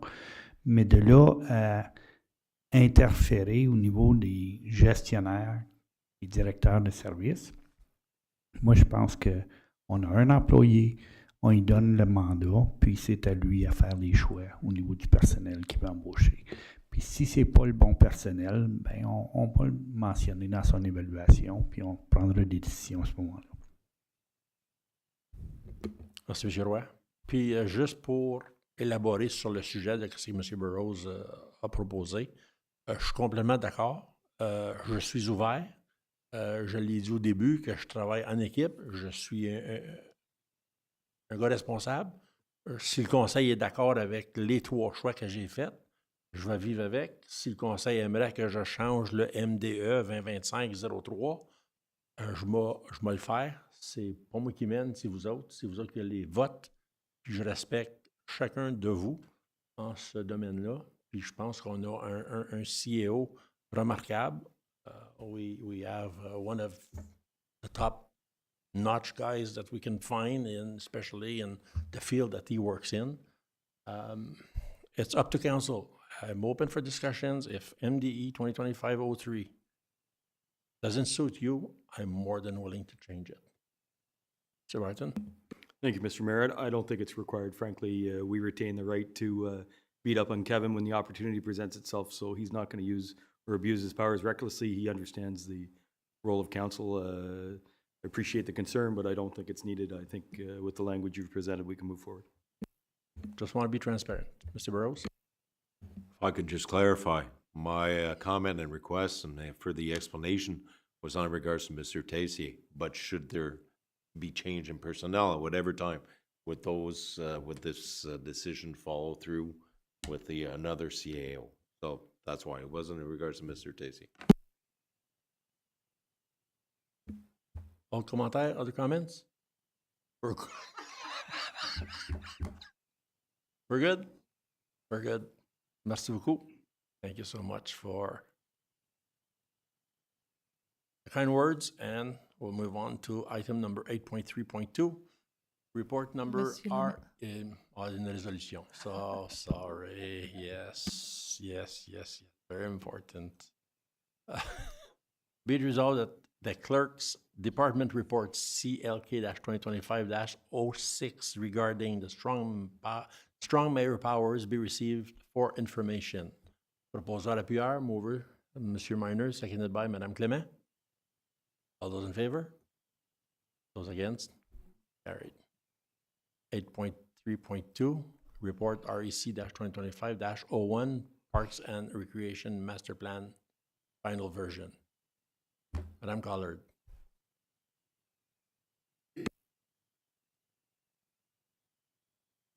Madame Collard to the right.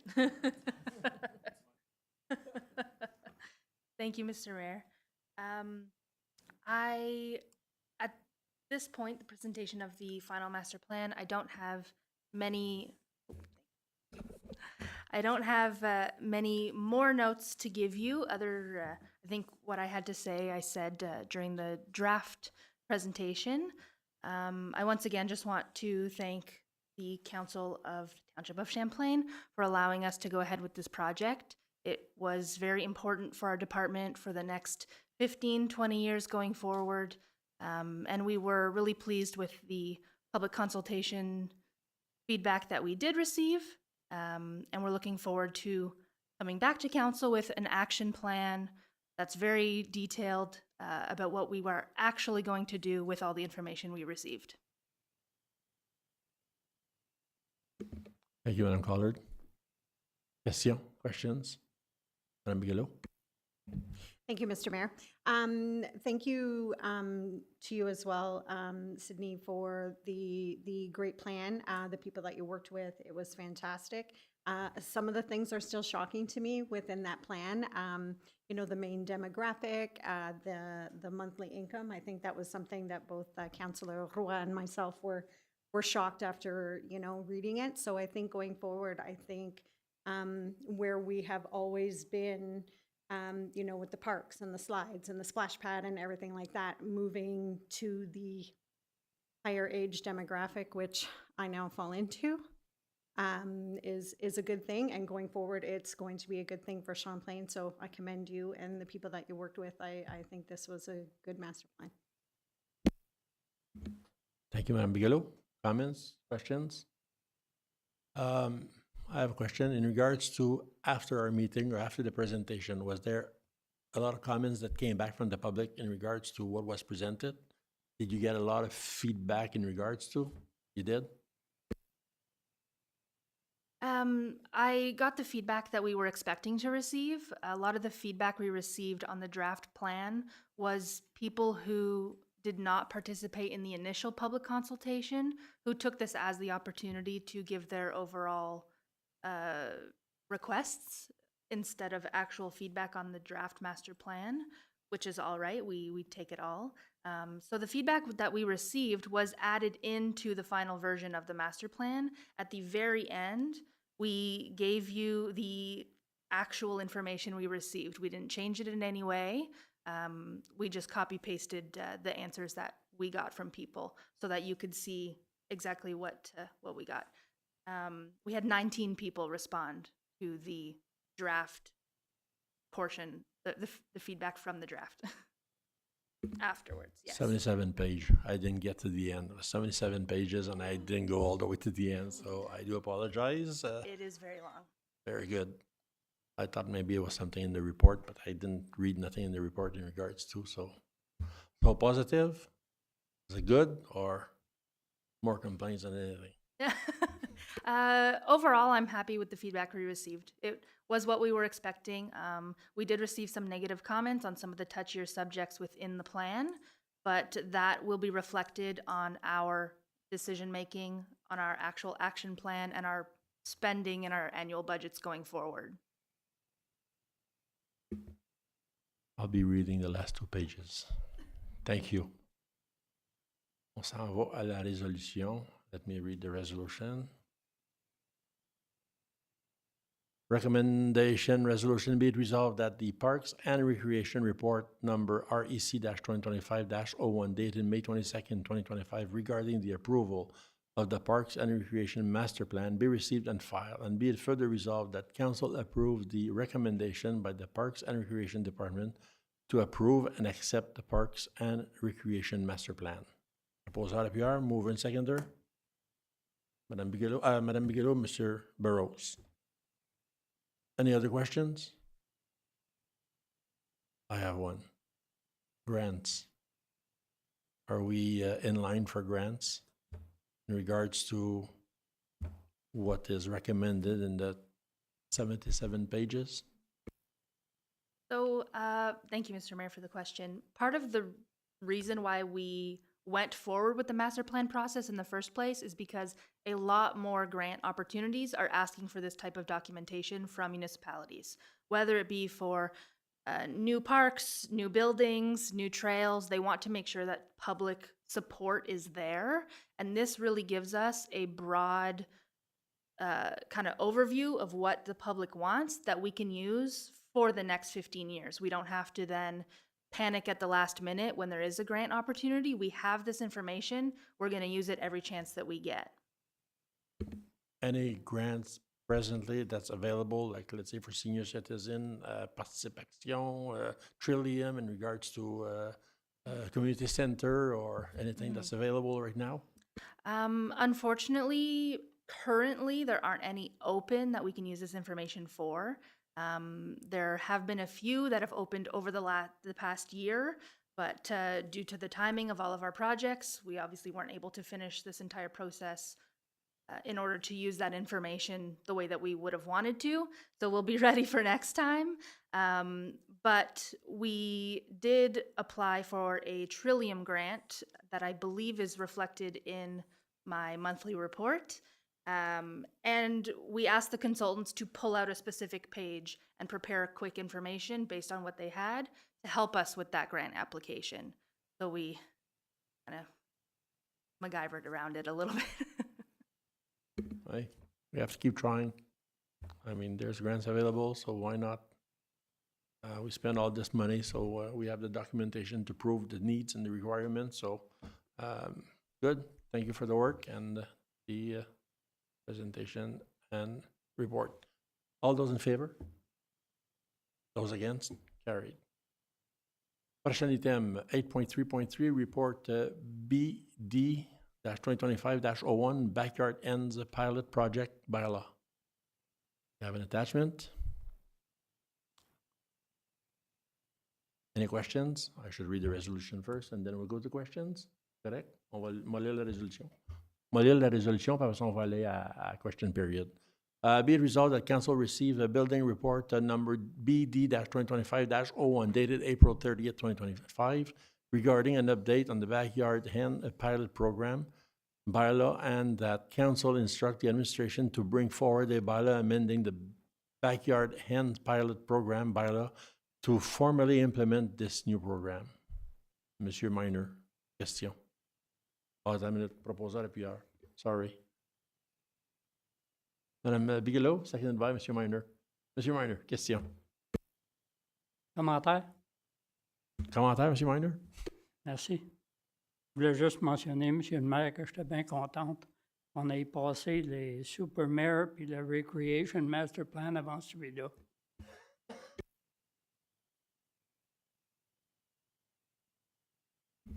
Merci, Monsieur Minor. Monsieur Rose? Un autre commentaire. Moi, c'est que quand je vois que hens shall be kept in their coop from 9 p.m. to 6 a.m. Ayant eu des adolescents, je peux vous dire que des poules rentrent at sunset. They will be in their coop. On court plus après nos adolescents que qu'est-ce que c'est qu'on peut courir après nos poules. Merci, juste une clarification. Je pensais pas que le sujet était aussi touché. Madame Bigelow. Thank you, Mr. Mayor. I like how it was put in here that not a single complaint was filed pertaining to any of the licenses that were issued. I remember when this first came to council, there was a lot of people that were pushing hard to not pass the resolution to have this happen due to, you know, your chickens on my lawn or whatever, and how many times the bylaw officer would have to go out to all of these different properties. So I want to commend this council for going forward with the motion and for passing this, and I'm happy to see that there has been no complaints filed on that. So we sometimes do good. We often do good. Sorry to tell you. Other questions, comments, remarks? Nothing? J'en ai une coupe. Maximum of 30 active license. We got 8 in 2024. Why? Badly advertised or because of the $50 fee? C'est ma question. Deuxièmement, the rules. Hey, there's rules everywhere. So what can we do to accommodate? I'll tell you, I eat fresh eggs every day. I have good hens. And I see that there's only 8 licenses that were put out in 2024. This program is not working well.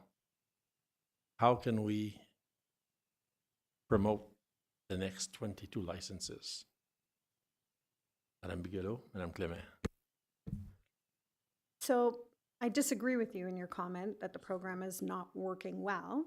The program is working well because we have licenses issued. We actually have 12. So 8 and 4 is 12 issued. What? Oh, sorry. So it is working. There's no complaints. The people who take this seriously for the hens in their backyards are doing a great job, you know, keeping the ladies happy on their property and stuff like that, bringing them in at nighttime and all that. So I think it is a good program. I do believe that there's a lot of restrictions that comes with this bylaw. And I know reading it, it confuses a lot of people. So that, you know, maybe it could be easier laid out for people, possibly. But I think $50 for a license for the amount of eggs that you're going to get in an 18-month period probably pays for itself for what you pay for eggs at the grocery store. So I don't think the price of $50 for the license is the problem. I think it's the rules that are structured for this program that's the problem. Thank you, Madame Bigelow. And before I go to Madame Clement, 2025, 4 licensees. What happened with the other 8 in 2024? Are they renewed or are they not renewed? So, well, September 2023, that was issued. So 18 months to that brings us to April, if my count is right. Monsieur Tessier, I'll probably be wrong, but I hope I'm right. Merci, Monsieur le maire. Le bail là avait été passé en septembre 2023, mais le programme a été implémenté par la suite, puis les gens, naturellement, n'ont pas acheté des poules juste avant l'hiver. Ils ont attendu au printemps. Fait que c'est pour ça qu'il y a eu un délai, là.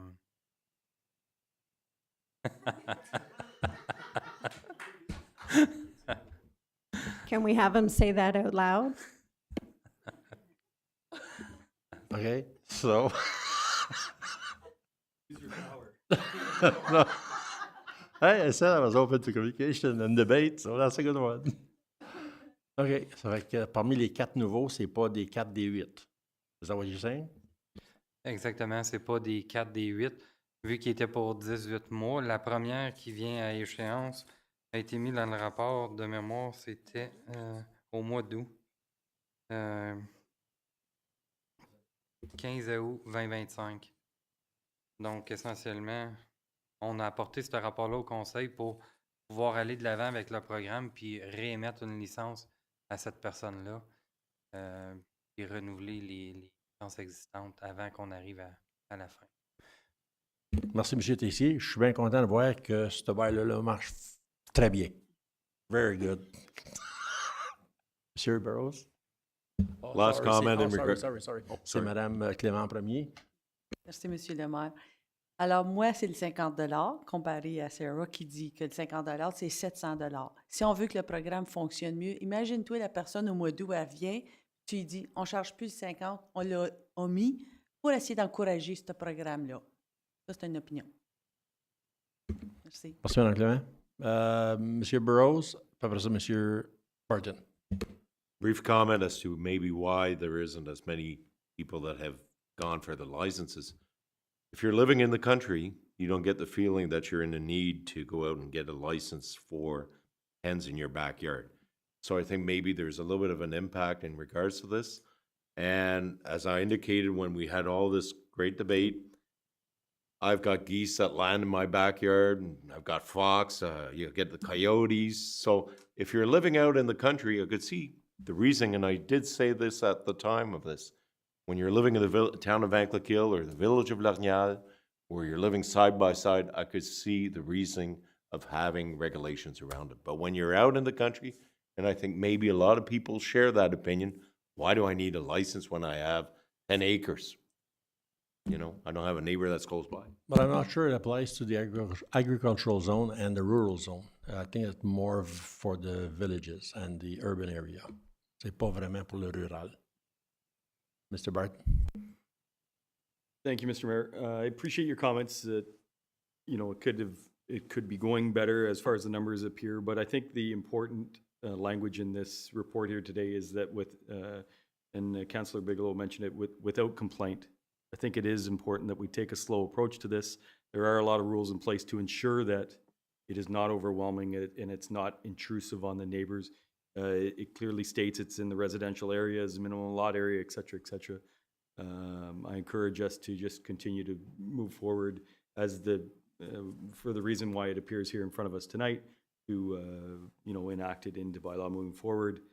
I think as neighbors start to hear and realize that there are chickens in these, or hens in these residential areas, I think it'll gradually and naturally, organically grow at the proper pace.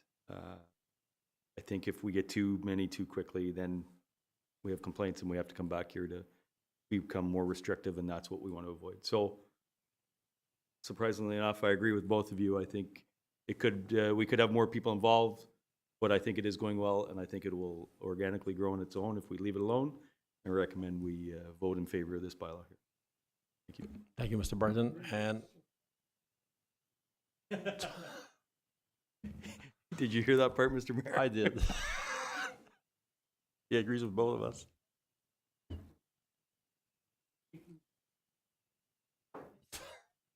OK. So, on passe à la résolution. On reread it. I have a mover and seconder. All those in favor? Those against? Carried. 8.3.4, report PWD-2025-02, Casburn landfill testing, options analysis, and ECA renewal. I'll have a report. attached to the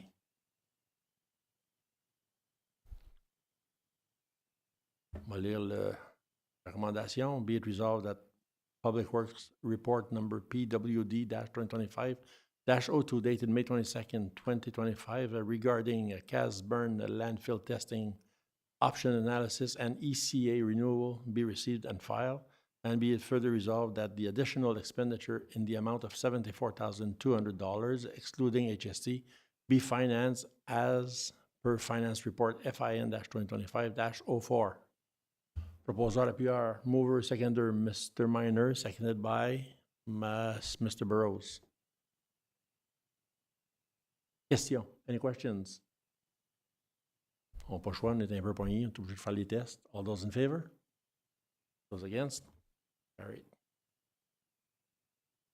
Item number 8.3.5, report FIN-2025-04, garbage collection and disposal fees adjustment. In reference, be it resolved that finance report FIN-2025-05.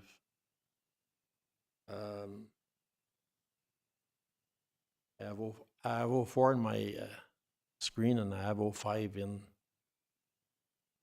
the resolution. So I'm going to go back to the 2025-04 and not use 05.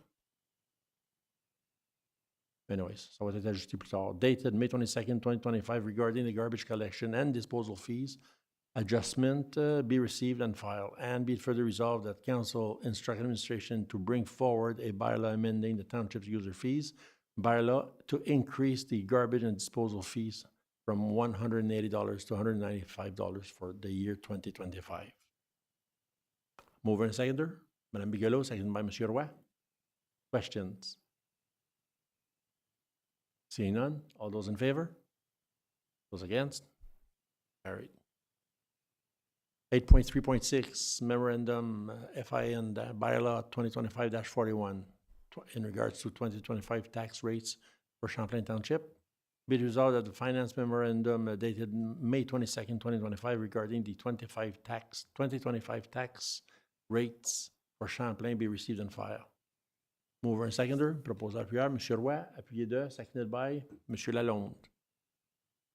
Questions? Comments? Pour collecter des taxes, on paye nos bills. All those in favor? Those against? Carried. 8.3.7, report drainage 2025-01, update to drainage assessment, east-west municipal drain. Il y a 3 attachements. Be it resolved that the council approves the drainage superintendent prepares an update to the drainage assessment under section 65, paragraph 2 of the Drainage Act on the severed parcel concession 2, S, part lot 4, main roll number 020900600201-200 in order to carry out the future maintenance of the east-west municipal drain, which the owners have mutually accepted and assigned the appointment of sheriff for the said properties. Proposed are Mr. Minor, seconded by Madame Bigelow. Questions? All those in favor? Those against? Carried. 8.3.8, report fire 2025-01, sole source purchase of 2 2025 fire services pumper truck. On a un rapport qui stipule la raison du pourquoi. J'étais ici juste pour faire certain que tout le monde comprenne. Ou si je vais à M. Pigeon. Donc, essentiellement, merci, M. le maire. Je peux donner de brèves explications. Le rapport contient déjà toutes les explications. Je peux parler de la raison pourquoi qu'on utiliserait la clause d'urgence. Si vous avez des questions par rapport au camion, naturellement, ça serait M. Pigeon. Donc, essentiellement, on irait en sole source pour l'achat de ces 2 camions-là. C'est un peu atypique, mais c'est considérant la situation économique actuelle et la guerre commerciale que les États-Unis mènent avec n'importe quel, l'ensemble des pays qui mènent la guerre économique. Peut-être que demain matin, il va en avoir 3 de plus ou 3 de moins. On ne sait pas comment la personne réagit de l'autre côté de la frontière. Donc, on est dans un environnement assez imprévisible. Puis, les camions de pompiers, spécifiquement des pumper trucks, il n'y en a pas beaucoup en inventaire, d'un. Et deuxièmement, c'est des camions qui prennent jusqu'à 2 ans à être assemblés. Donc, dans un environnement tel que nous vivons présentement, les bideurs auraient beaucoup de difficultés à confirmer un prix fixe avec une date de livraison dans 2 ans ou dans 3 ans dans l'économie actuelle. Donc, essentiellement, ça nous permet aujourd'hui de dire, bien, on ne sait pas comment ça va affecter la chaîne d'approvisionnement canadienne. Quel sera le prix final des pumper trucks? Aujourd'hui, on le sait, il y en a en stock. C'est des camions qui sont à 99% le modèle qu'on prendrait, qu'on irait en appel d'offres pour. Donc, on sait combien est-ce qu'on va payer. On va sauver environ 50 000 juste pour les tarifs en date d'aujourd'hui. Peut-être un autre 50 000 avec les augmentations, les doubles augmentations annuelles. Et essentiellement, c'est ça au niveau de la réputation du vendeur. Il y a une bonne réputation. On avait acheté notre Rescue de eux, le Rescue de Ventlikill. Il vient de cette... c'est le Rescue? Le Rescue aussi? C'est le Tanker. Excusez, c'est le Tanker. Le Tanker, il est dans le rapport, c'est vrai. Le Tanker, il n'y a aucun... On n'a pas eu de mauvais commentaires ou autre là, par rapport à ce camion-là. Là. Il fonctionne comme il était anticipé. Comme mentionné dans le rapport, on n'a pas d'opinion légale, mais on croit que les justifications qui sont données sont valables, considérant l'incertitude qu'on vit dedans présentement. Puis, essentiellement, c'est ça que j'ai à dire pour qu'est-ce qui est de la clause d'urgence, puis pourquoi qu'on dévierait de la politique d'achat. Et l'autre aspect, c'est dans les journaux, on a parlé avec M. Pigeon. Au niveau du Sénat américain, je crois qu'ils ont ordonné des enquêtes au niveau des fournisseurs américains de pumper truck. Fait que tantôt, ce marché-là, là, il vit beaucoup d'incertitudes au niveau de l'approvisionnement. Fait que je pense que c'est totalement justifié qu'on utiliserait cette clause-là. Merci, M. Tessier. Je vais lire la résolution and we'll take questions after in regards if there's any. Recommendation, be it resolved that the Fire Department Report number FIR-E or FIRE 2025-01 regarding the sole source purchase of two 2025 fire service pumper trucks be received and that Council authorizes the Director of Fire Services to purchase two in-stock 2025 Freightliner M2-106 fire service pumper trucks from Carl Thibault Fire Trucks, Inc., at the price of $715,962 plus applicable taxes, and be it further resolved that Council authorize that this purchase be completed through a sole source purchasing process with Carl Thibault Fire Trucks, Inc., for the reason highlighted in this report. And be it further resolved that the two fire service pumper trucks be financed as follows. One, $243,000 from the Fire Department Reserve, $257,000 from the accumulated surplus, and the balance of $958,000 by loan.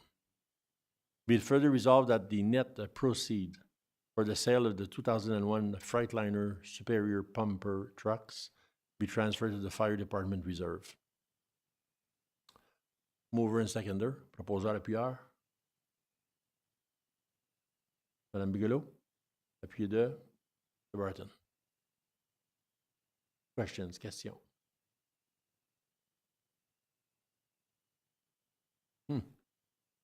Mr. Barton. Thank you, Mr. Mayor.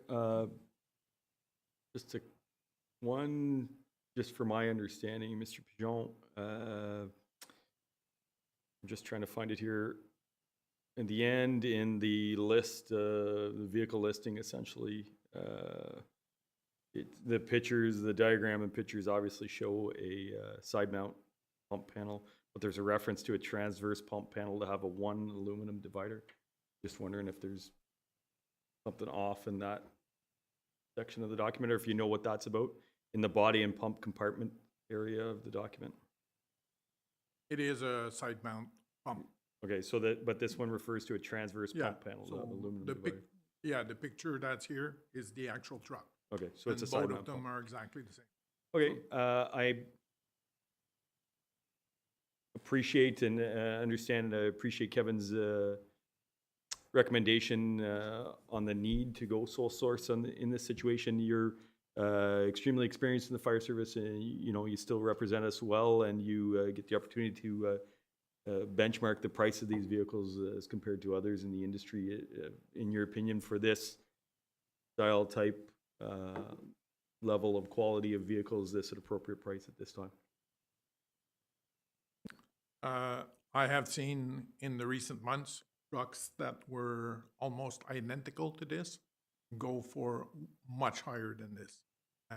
This box is it's a raised cab, which is not what we would have ordered, but it's worth about $5,000 more than what we would have ordered. The box is a stainless steel box, which is the same as the Ottawa trucks. It makes the truck so much stronger, which again is not something we would have ordered. So this truck here is about $50,000 less than what we were budgeting. So these two trucks are at a great price. And if we just look at the chassis, like this is a 2025 chassis, those chassis ordered today are $20,000 more. Plus we can expect, if it were delivered in the next year, we can expect 2 more chassis increases. Chassis increase by 10 to 13% per year. So that's the essentially $250,000 part of the truck. It increases 10 to 13% every year. So that just on the chassis, that's what we could expect to see. So I would not be surprised that this truck in 1 year is going to be worth $850,000 with the truck increases that we have seen in the last, since COVID. It's been nuts. Truck prices have doubled since COVID. And another large manufacturer in Ontario that we can expect 10 to 13% increases annually on the price. That's why our recommendation is to pick these two, because there's no surprises. Know exactly what they cost us. Thank you, Mr. Pajal. It's a concern for us because it's such a significant increase. The last time we've been in this area and had to purchase a vehicle of this nature. Obviously, with my other hat on, I have an interest in all of this, and I've been following the prices. And I agree with you that for whatever reason, since the pandemic, the prices have more than doubled in my experience, to the point that the International Association of Firefighters recently released in the United States of America a document to suggest or to demand that their government investigate why the price of fire trucks have gone through the roof such as they have. And all of that indicates to me that there's no quick fix. There will not be a sudden reversal of these prices, and I can only estimate that it's going to, as you suggest, continue to go up. So it's a big amount to swallow, but unfortunately, I do support your contention here today. Thank you. Thank you, Mr. Barton. Any other questions, comments? Madame Bigelow? Thank you, Mr. Mayor. Thank you for putting all of that information into the proposal for us. Just knowing that you're getting a better truck than the truck that you would have built to spec, and then getting that at a cheaper price, that is good work right there. With the legal opinion and not being able to get that in time, I feel that where it's stated in the report that you'll put it out there for 2 weeks or whatever, I feel like that's probably enough time and notice, and, you know, if any issues arise in that, I think that's a fair thing. So I appreciate that being in the proposal as well. Thank you, Madam Bigelow. Other questions, comments? Seeing none. All those in favor? Those against? Carried. 8.3.9, interview and selection committee for the senior planner position. This is just to prepare us in regards to if we move forward with a candidate that the committee selection is selected. So be it resolved that council appoints Mayor Normand Riopel, councillor, whoever wants to participate, Kevin Tacey, CAO, and Alison Collard, clerk, as members of the interview selection committee for the senior planner position. I'll need volunteers or somebody interested in sitting in regards to finding a planner. Mr. Tessier. Excusez, Monsieur le maire, si on peut juste ajouter dans la résolution Marianne Campouris, HR Officer. Okay. S'il vous plaît. So there's going to be Marianne Lisa rajouté. So she's the HR lady that's with us right now. Campouris? Campouris. So who's the volunteer that wants to sit on the selection committee? Madame Bigelow? Monsieur Roy? I have two. I have Madame Bigelow and I have Mr. Roy. Mr. Barton also puts his name in.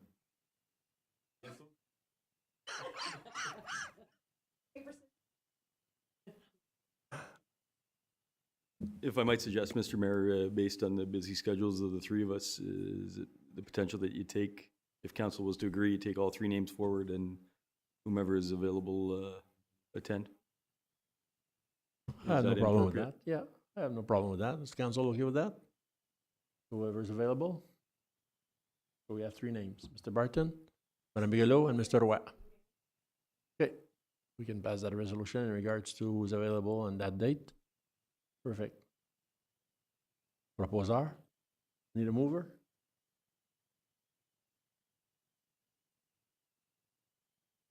Lalonde, appui de Madame Clément. All those in favor? Those against? Carried. Sans prochain item, 8.4, monthly reports. These are consented items. All right, be it resolved that the following staff reports be received and filed under the consent resolutions for agenda item number 8.4.1 through 8.4.9, financial statement as of April 30th, 2025, accounts, April 2025, monthly reports for April 2025 for the fire department, parks and recreation, public works, building, bylaw, communication and community development, and the library, and the Aqua quarterly report card of Q1 2025. Proposeur appuyeur, mover, Madame Bigelow, seconded by, appuyé de Monsieur Miner. Question sur les 9 items qui sont là. Monsieur Miner. Merci, Monsieur le maire. C'est au niveau du rapport de Public Works. On va faire parler Monsieur Lafrance. J'ai un commentaire puis une question. Le commentaire, le premier, c'est au sujet d'avoir mis en force qu'on tienne des logs au point de vue des plaintes des citoyens. Je trouve que c'est une très bonne idée. De cette façon-là, on n'oublie pas de faire le follow-up. Félicitations. L'autre question, c'est que je vois que vous avez incorporé du moins une couple de réponses ou une couple de sujets de drainage. Est-ce que ça veut dire qu'on ne recevra plus le rapport de M. Leroux à tous les mois? Merci, M. Miner. Oui, l'intention, c'était d'incorporer le rapport de drainage dans le rapport des travaux publics. Si vous êtes correct avec ça. C'est bien, ça répond à ma question. Merci. Merci, M. Miner. Autre question? Other comments, questions? All those in favor? Those against? Carried. Alors, item numéro 10, liaison committee minutes in regards to the 10.1 Library Board minutes of April 16, 2025.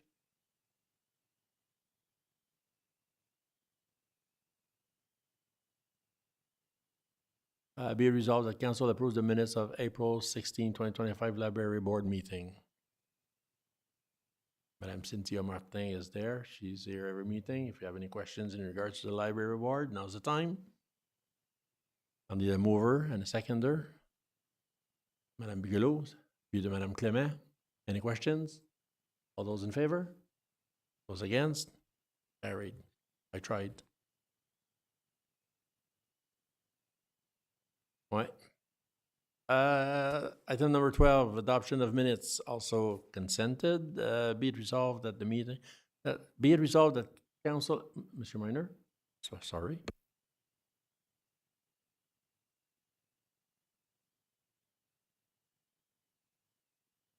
Il n'y a pas rien, item 11.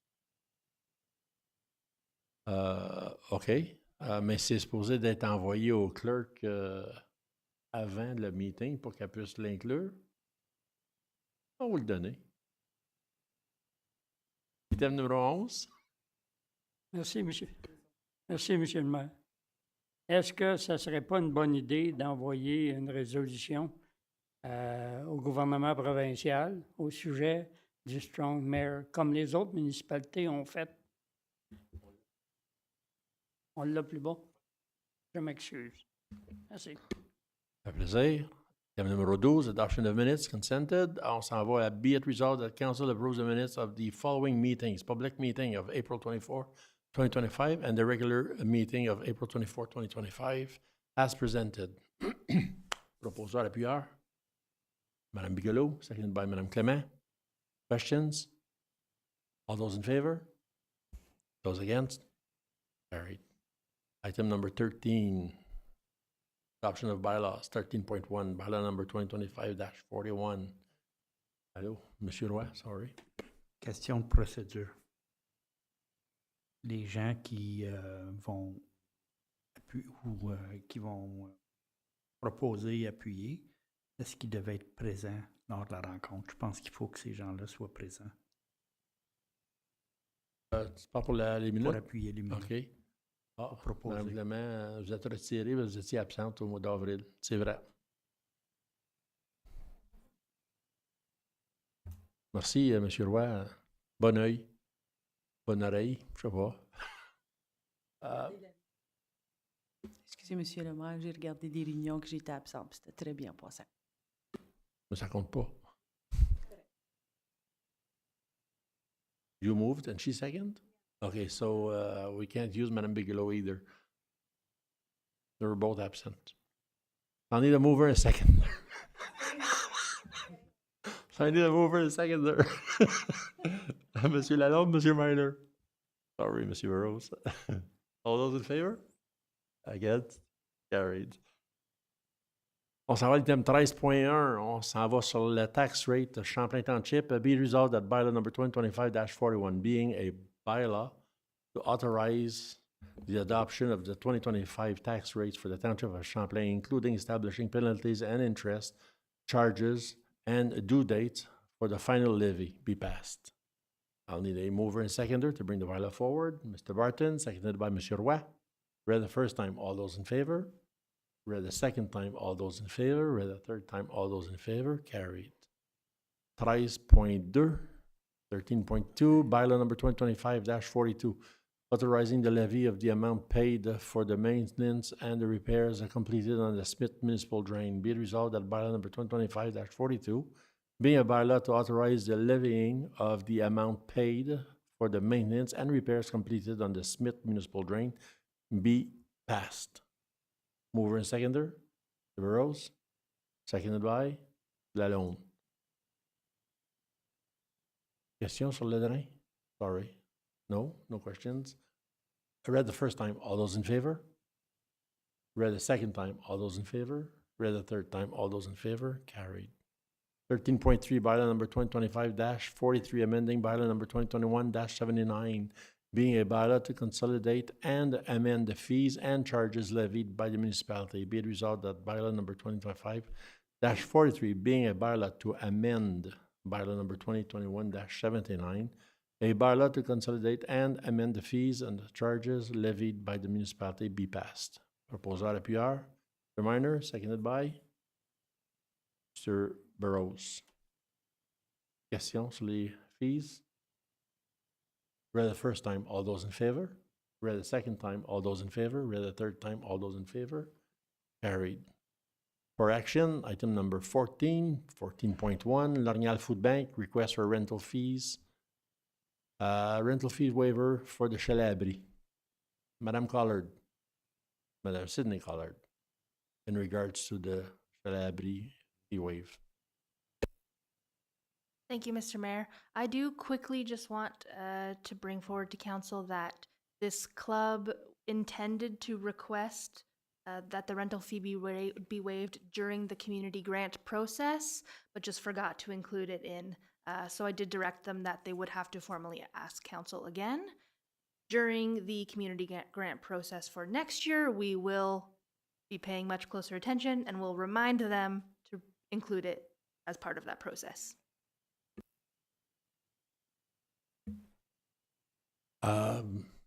Comprends proposeur un appuyeur if we decide to waive. Proposé par Madame Bigelow, seconded by Monsieur Roy. All those in favor? Those against? Carried.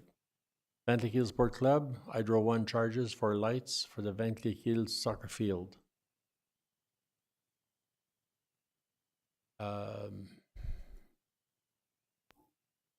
Ça semble être assez clair.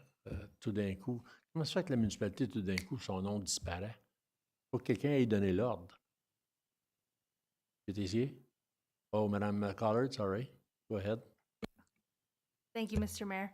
I did prepare a brief history of the subject. So I'm going to go ahead and read it as I wrote it so that I don't get confused. Start from the beginning. The administration has not had time to fully prepare a report on the history of the subject due to the timing, but we did want the group to have an answer as soon as possible, so it is coming forward to council this evening. Here's some basic information that we can offer. There used to be an agreement between the Township of Champlain and the Upper Canada District School Board for use and operation of the VCI soccer fields, which was dissolved in 2020 by the Township. Township also advised Hydro One in 2020 that we would no longer be managing that account because we were no longer affiliated with any groups or associations that used those soccer fields. Currently, the soccer group has their own agreement for use and operation of the fields with the school board. The soccer league received a notice in 2024 that since there was no account holder for Hydro, they would have no access to electricity for this upcoming 2025 soccer season. The club approached the administration a few weeks ago to see what could be done in terms of managing the soccer field lights once again, which brings us to our current request. Assuming that everyone did read the request, they're basically asking for the township to resolve the Hydro One issue, become the account holder, as well as cover a portion or the complete amount of annual hydro costs. To give council a little bit of an idea, in 2019, the hydro amount paid was approximately $790. In 2018, it was approximately $550. For 2025 and going forward, I assume it would hover around $1,000 because it's been a few years. In the past, part of the agreement that the township had with the sports club was that since we were in charge of the hydro account and paid for the hydro, the club paid a flat fee to the township that covered electricity costs as well as an administrative amount. And the administration is recommending that we return to a similar agreement to what was held before 2020, but we only invoice the soccer club for the electricity costs and no additional fees, and that the sports club be directed to then apply to the community grants program to cover any future electricity costs if that's something that they want to do. Council does have the option to decide and go above and beyond what we are recommending, and fully absorb the cost of electricity if that's something that you want. Thank you, Madam Ballard. Madam Bigelow? Oh, sorry, Mr. Barton first. Sorry. I'll go that way. Well done, Mr. Mayor. I speak in favor of this request, and maybe I have a friendly amendment to it. Further to the history is that the municipality in, what was it, 2011, I think, paid approximately 130 grand. I think there was money raised in the community. There were different partners, but we were involved in actually putting those lights in place and ensuring that that was available. I think it's important to support both youth and adult sports in our community. We do it in other capacities, you know, the tennis, the lights at the tennis facility in Lornial, lights at the ballparks, et cetera, et cetera. So I think this is an important thing for us to support. Our newly accepted recreation master plan speaks to the this group actually being one of the leads for recreation in our community, in our sports and recreation department. They are largely handling most of our community-involved recreation activities. And I know Madame Collard's aware of that, and I think she's got a plan or a thought on that moving forward, and I'm sure there's some challenges in all of that, but this is a group that I think we should support. I don't think their work is perfect, but I think there's a repeated demonstration of some of the good things that this group is doing in the community, and I've been a recipient of some of those, and my kids have participated in some of those things, and I suggest therefore ultimately that we cover the cost of hydro to ensure that the lights are on this year for that group, and that we instruct Madame Collard to develop a plan or establish an agreement with that group going forward. But I encourage council to remember that we point to this group as being a group that provides this service in our community, and it behooves us then to turn around and support them for this type of program. Thank you. That's a resolution. You move it, and now you need a seconder. Comprends appuyeur. Après. Après. Okay. So moved by Mr. Barton, second by Mr. Minor. Open for discussion and questions. Now I have to go to Madame Bigelow. Thank you, Mr. Mayor. I just want to clarify a couple of things. So we stopped paying the bill in 2020, and there's been no bill issued to anyone, and we're in 2025. So is there a cost right now that's just kind of floating? Like, there's obviously an outstanding invoice. We haven't been able to confirm any of that yet. I do suggest that if we decide to go forward with covering the electricity costs, council could instruct the administration to specifically say we will not be covering any past costs that are outstanding. Okay. Can I keep going? Okay. So then in your reading, you said that you proposed that we pay the electricity costs, but that the group itself then applies for a grant for the other costs. Would that be like the other costs on the bill, you mean, like the delivery and all stuff like that? Or we would be paying the whole hydro bill, but they apply if there's anything extra on top of that? Apologies. So I believe that council, or sorry, my recommendation is that we are the account manager. So we manage the account and then we invoice them for the electricity costs. I'm talking the full Hydro One bill. So yes, the costs and delivery. Okay. And then the group can request through the community grant process that council cover those costs instead of us invoicing them. Okay, got you. Okay. Okay, that's, I was a little, okay. Okay, perfect.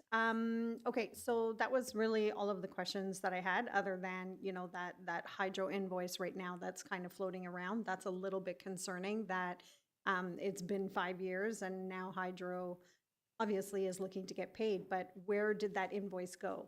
We up and said we weren't taking care of that anymore, and like it's no longer in the township's name. It's just gone. I don't understand where it kind of went. And I'm a little bit worried about what that cost is.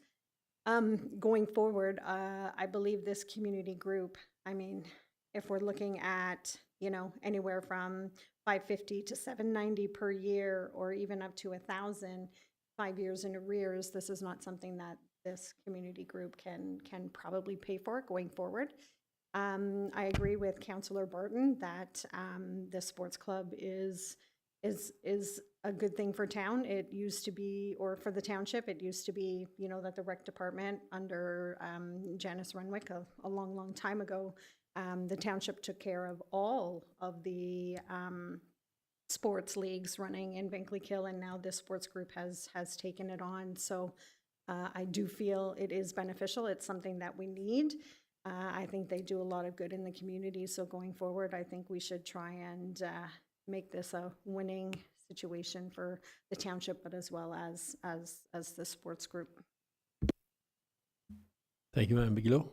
Mr. Marner?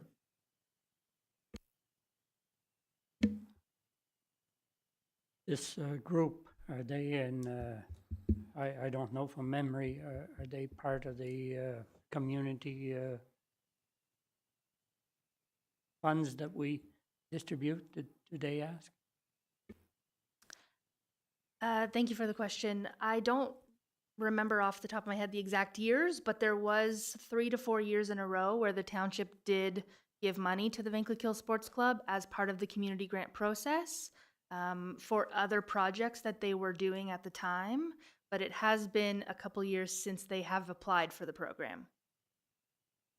Thank you. Autre question, M. Roy? Monsieur le maire, moi aussi, j'avais une préoccupation par rapport à 2020. Merci d'avoir questionné à ce niveau-là. Et sûrement qu'il y a des... Il doit y avoir quelqu'un qui a payé, ou si ce n'est pas payé, je ne comprends pas qu'il n'y a pas eu d'avis à nulle part, mais ma question est peut-être différente. C'est une corporation, je ne connais pas ce groupe-là, donc est-ce qu'ils sont incorporés comme corporation but non lucratif ou peu importe? Je ne crois pas. Ils sont un groupe à but non lucratif, mais je ne suis pas certaine s'ils ont l'enregistration officielle. Okay. Puis pour les activités, est-ce qu'il y a un frais aux parents pour inscrire les enfants? Oui. Alors, merci pour la question. Ça me donne un point de clarification.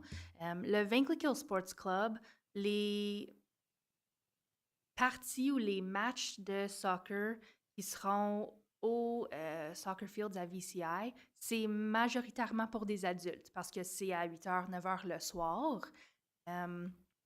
Ces groupes-là font partie du Glengarry Soccer League et le Vankleek-Hill Sports Club font les inscriptions pour ce qui est de la section de Vankleek-Hill du Glengarry Soccer League. C'est deux groupes. En termes d'adultes.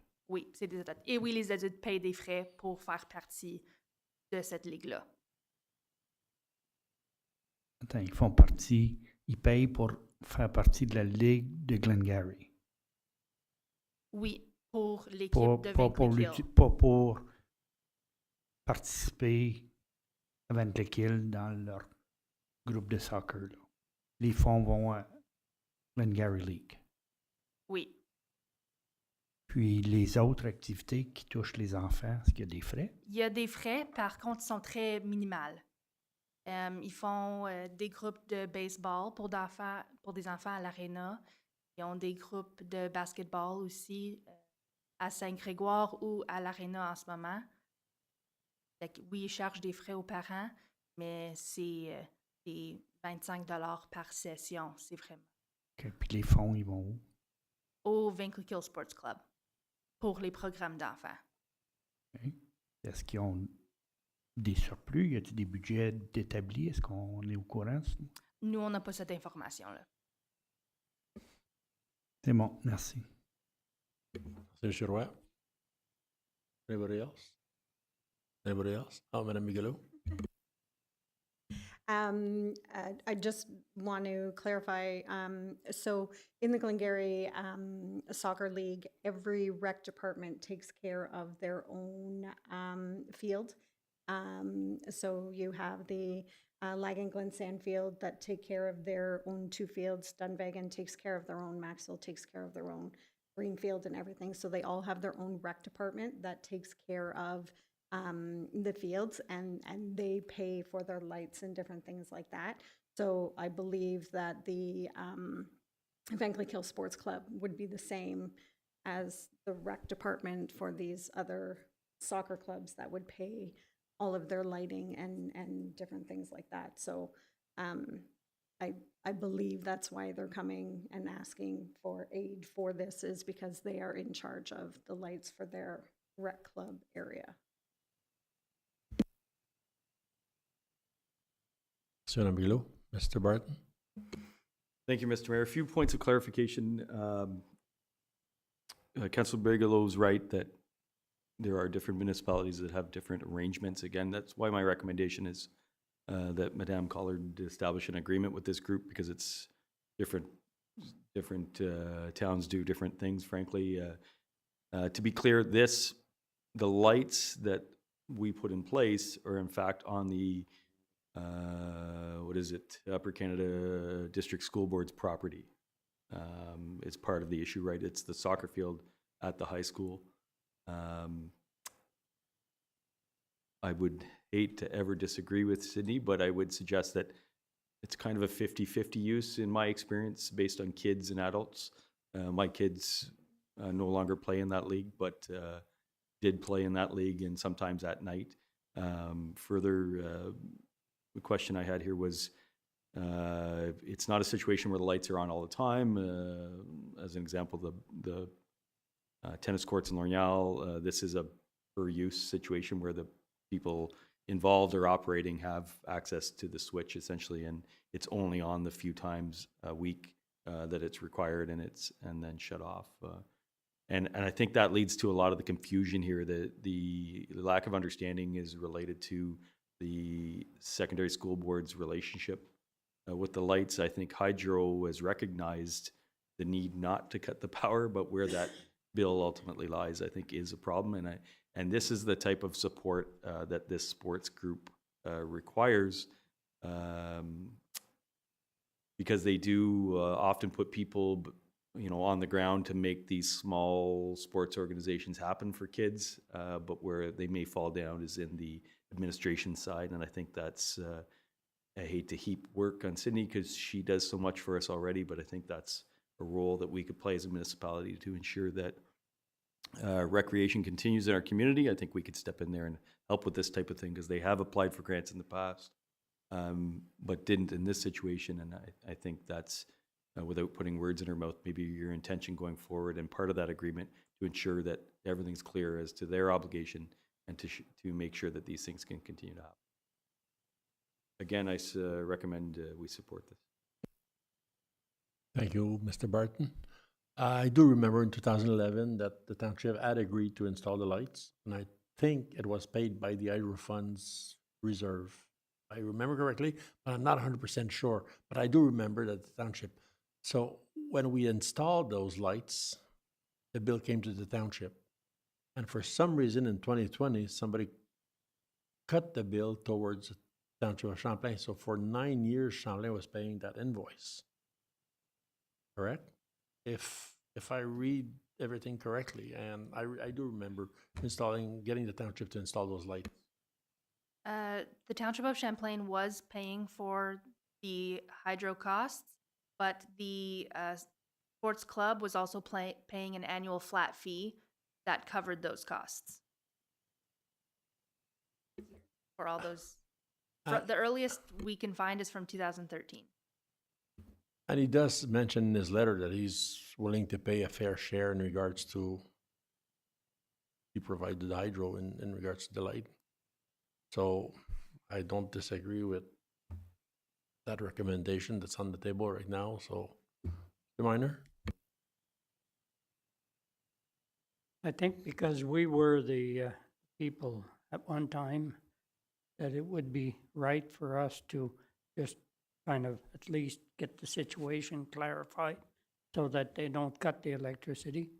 And I see that there is a willpower on their part to pay fair share or whatever. So I will support this resolution. And if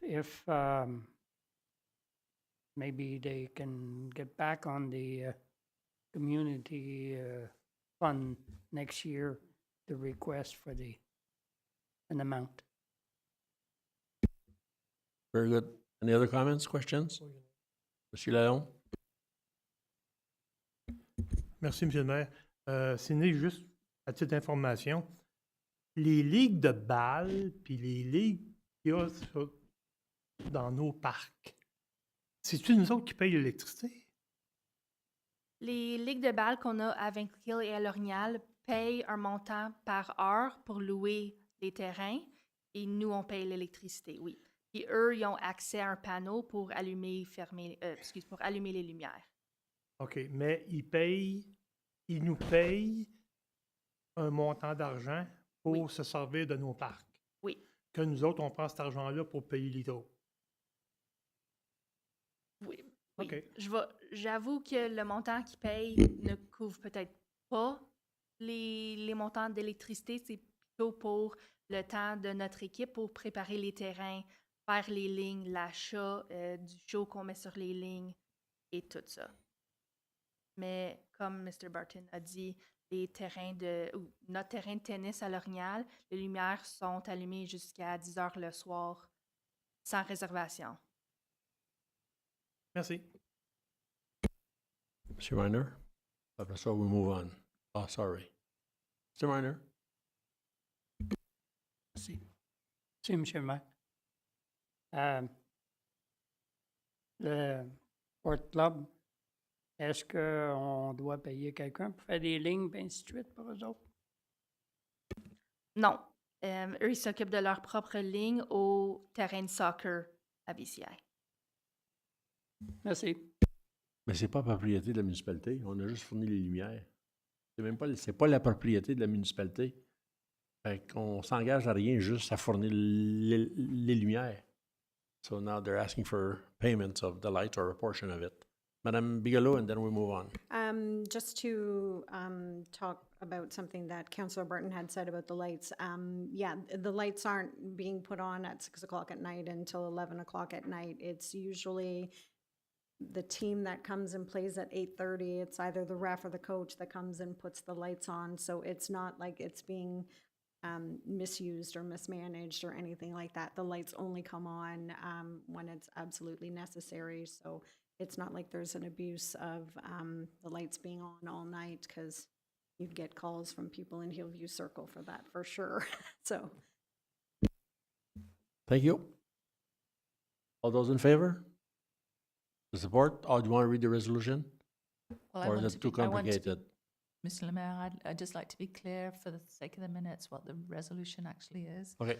So it's to pay for the electricity costs for 2025 and to develop an agreement with this club for electricity costs going forward. So that agreement's going to come back to be presented, or how's that? I'll acquiesce to Sydney, but I don't know if we need to include electricity the second time. I think there's an overall agreement with this group that needs to happen on a number of their issues. So to pay for electricity in 2025 and establish an agreement with the Vankleek Sports Club moving forward.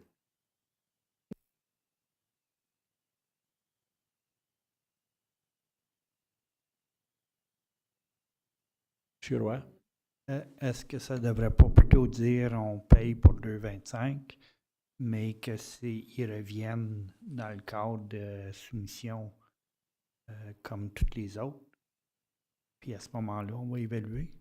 For the community grants, come back with the application in the community grants. Absolument, oui. Would that work? I'm fine with that, if that's what Madame Collard arrives at. There's a lot more variables here. There's other ways I think this group needs to support that don't necessarily exactly line up with the community grants. But if that's what staff directs ultimately, then that's where it would arrive. I think this is general language that allows us to ensure that the lights will be on, this week when they need them. And moving forward, I trust that Sydney can solve this issue for us. I'll go to Kevin first. Kevin? Or M. Tessier? Donc, merci, Monsieur le maire. Donc, essentiellement, ce que je comprends, là, c'est que 2025, la municipalité va remettre le compte à son nom, on va payer l'électricité, on va élaborer une entente qu'on va revenir au conseil.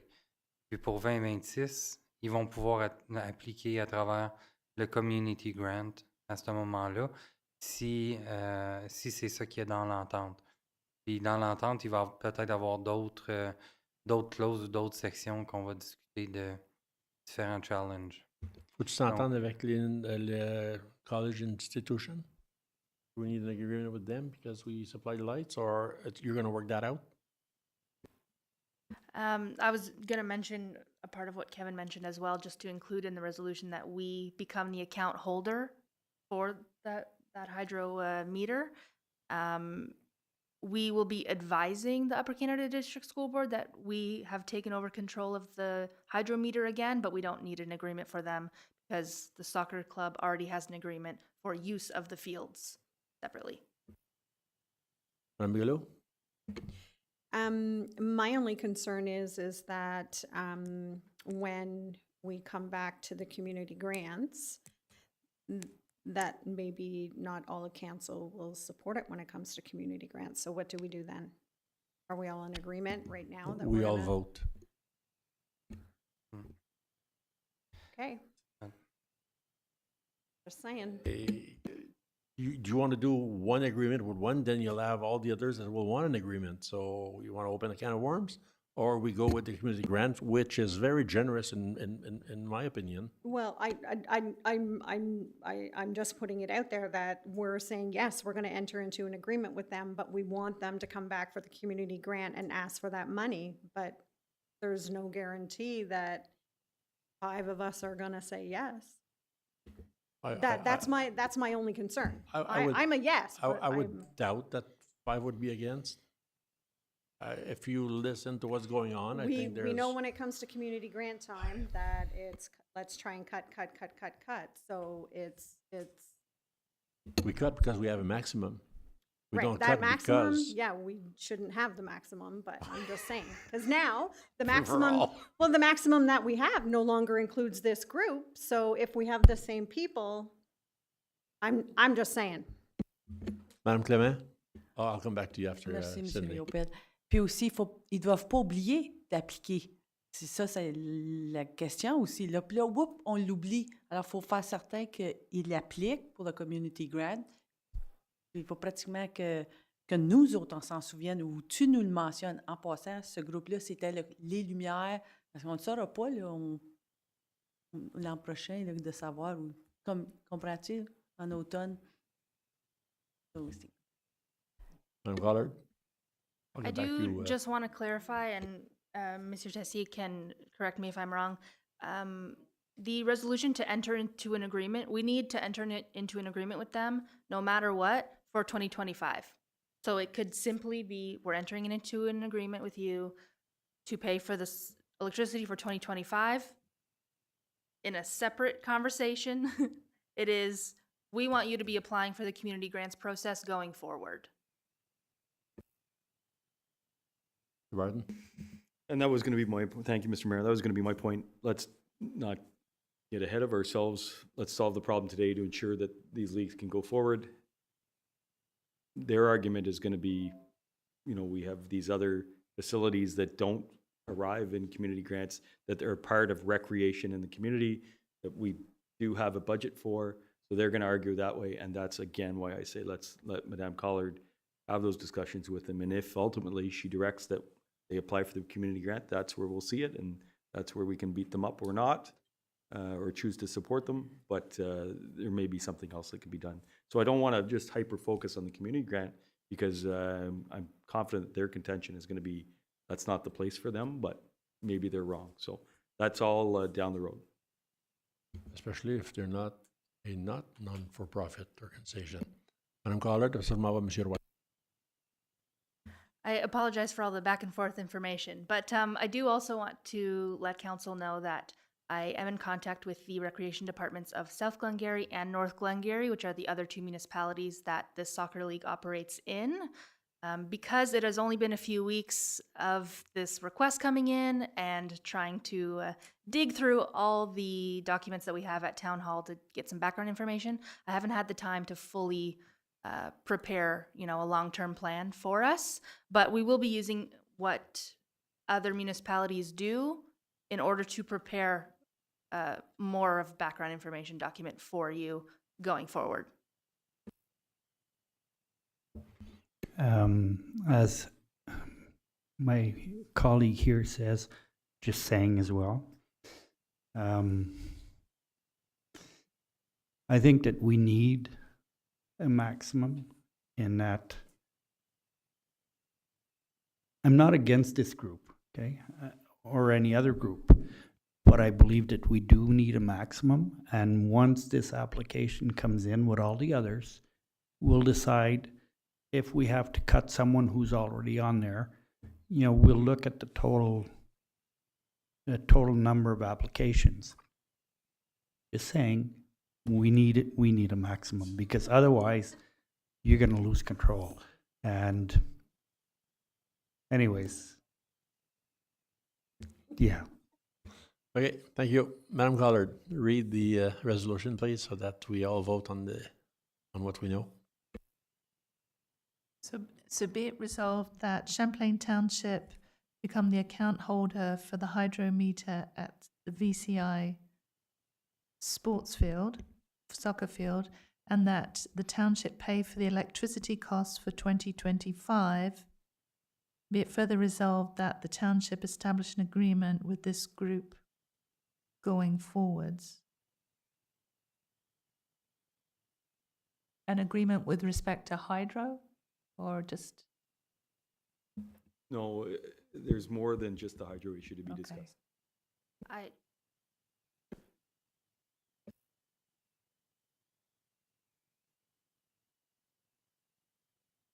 Go ahead. Thank you, Mr. Mayor. I think in terms of this decision, we could remove the part about making an agreement going forward and stick to, we are agreeing to pay for the hydro costs for 2025 summer and be the account holder of the meter. I mean, the direction to staff is clear and in public. It has no effect on me. Just saying. Just saying. Okay, donc, moved by Mr. Barton, second by Mr. Minor. All in favor? Qu'on mette l'hydro dans le nom de la municipalité, puis qu'on paye 20-25, puis après ça, la négociation arrivera avec ce qui arrivera. All in favor? Against? Carried. I'm happy that was not the strong mayor power. It was longer on this than the other subject. Okay, item numéro 15, correspondence for support. Town of Georgina. Salt management. There's an attachment. We support. Madame Clément, appuyé de, second by. Madame Bigelow. On est loin du lac Simcoe.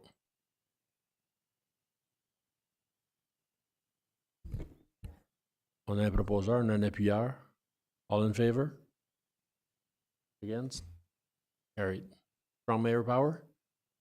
Support resolution from multiple municipalities. Mr. Burrows, appuyé de Mr. Barton. All in favor? Sorry, madam. Sorry to interrupt, Mr. Mayor.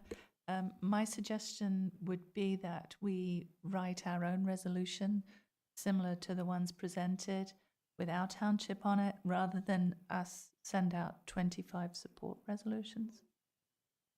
Okay, So, Mr. Minor, you're right. Go ahead. Direct staff to come back with a resolution. I think if council would delegate to us, we can write the resolution similar to the one that is in Okay. there, unless you want us to bring it back at the June meeting. No, that's good. Yeah, we'll write one up under the township's name. Okay, okay, so you're okay with that, Mr. Bart? All in favor? Against? Carried. Correspondence for information. Going to item number 16.1, Eastern Ontario Warden Caucus, April 2025 newsletter. We also have 16.2, Ministry of Municipal Affairs and Housing, Bill 17, Protecting Ontario by Building Faster and Smarter Act. And we also have at 16.3, the Hawkesbury OPP Detachment Board Annual Report for 2024. Item number 17, question period from the public. Anything from the agenda? Any questions? Come forward, please. Use the microphone. Brush. Thank you. Great, thank you. My name is Karina. Karina Perezien. I am the trustee for the Upper Canton District School Board. And I loved your discussion that you guys just had. But I had two questions. Has anyone confirmed that the Upper Canton District School Board currently holds the account for hydro for the lights? That's just one question. Also, we're really good supporters of community use of schools. So we want to make sure that at the same time we work with Champlain Township to use community use both ways, so also with the municipality. So if there's a way that the Upper Canton District School Board can be in agreement as it was similarly before, so that it benefits students, adults, and the community, given that the lights are on our property or on the property of Bankley Kill Collegiate Institute. I'm sure there's a way that we can all work together so that the activities in at VCI and at Pleasant Corners can continue if the lights need to be on or not. So I'm sure there's a way we can all work to make sure that that happens. Thanks for the comments and question. Mr. Barton, I'm going to give you an answer. I'd like to thank the member of the public and the representative of the school board for offering to pay for this issue for us. And I'm confident that in our agreement or consultation with that group going forward, I think there has been some back and forth, and there's no clear understanding of where that's at. So we do appreciate you participating and listening. That's great. Absolutely. Thank you so much. Thank you very much. Thanks. Après, on s'en va à l'item numéro 18, announcements. Anyone? No? I'll go ahead. Bose 5K ovarian cancer, June 21st. And we also have the truck pull and show and shine, also on June 21st, both in Ventliquille. So these are events that are coming. Trash and Treasure, June 7 and 8, next weekend. So also very good. That's it for the announcements, unless somebody's birthday is up soon and they'd like to be recognized. No? Okay, so moving forward. On s'en va in camera. I'll need a mover and a seconder to go at in camera. Be it resolved, the council go in camera for purpose of discussing personal matters about identifiable individuals and contract negotiation as provided under the section 239, paragraph 2, section D and K of the Municipal Act 2001. Mover and seconder. Mr. Roy, appuyé de Madame Bigelow. All those in favor? À huis clos. All those against? Carried.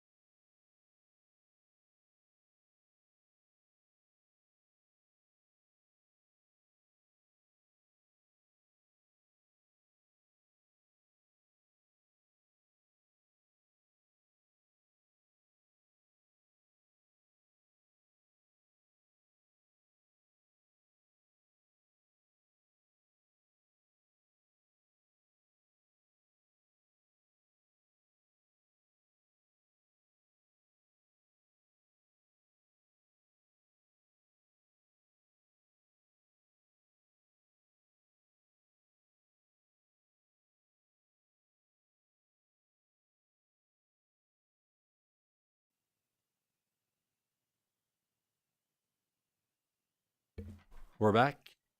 So we'll go to the in-camera meeting at item number 19.1, negotiations of the Town of Hawkesbury water connection. Be it resolved that the administration report number ADM-2025-06 regarding the Hawkesbury water treatment plant capital expenditures and be received, and the council instruct the CEO to make a payment in the amount of $1,359,130 to the Town of Hawkesbury. I'll need a mover and seconder. Proposal appuyeur, Mr. Minor, seconded by Monsieur Roy. All in favor? Against? Carried. Next item, number 20, Committee of the Whole, if needed, June 12, 2025, and our regular council meeting on June 26, 2025, confirming bylaw. Item number 21.1, bylaw number 2025-44, being a bylaw to confirm the proceeding of council at its meeting of May 22nd, 2025. Proposal appuyeur, Mr.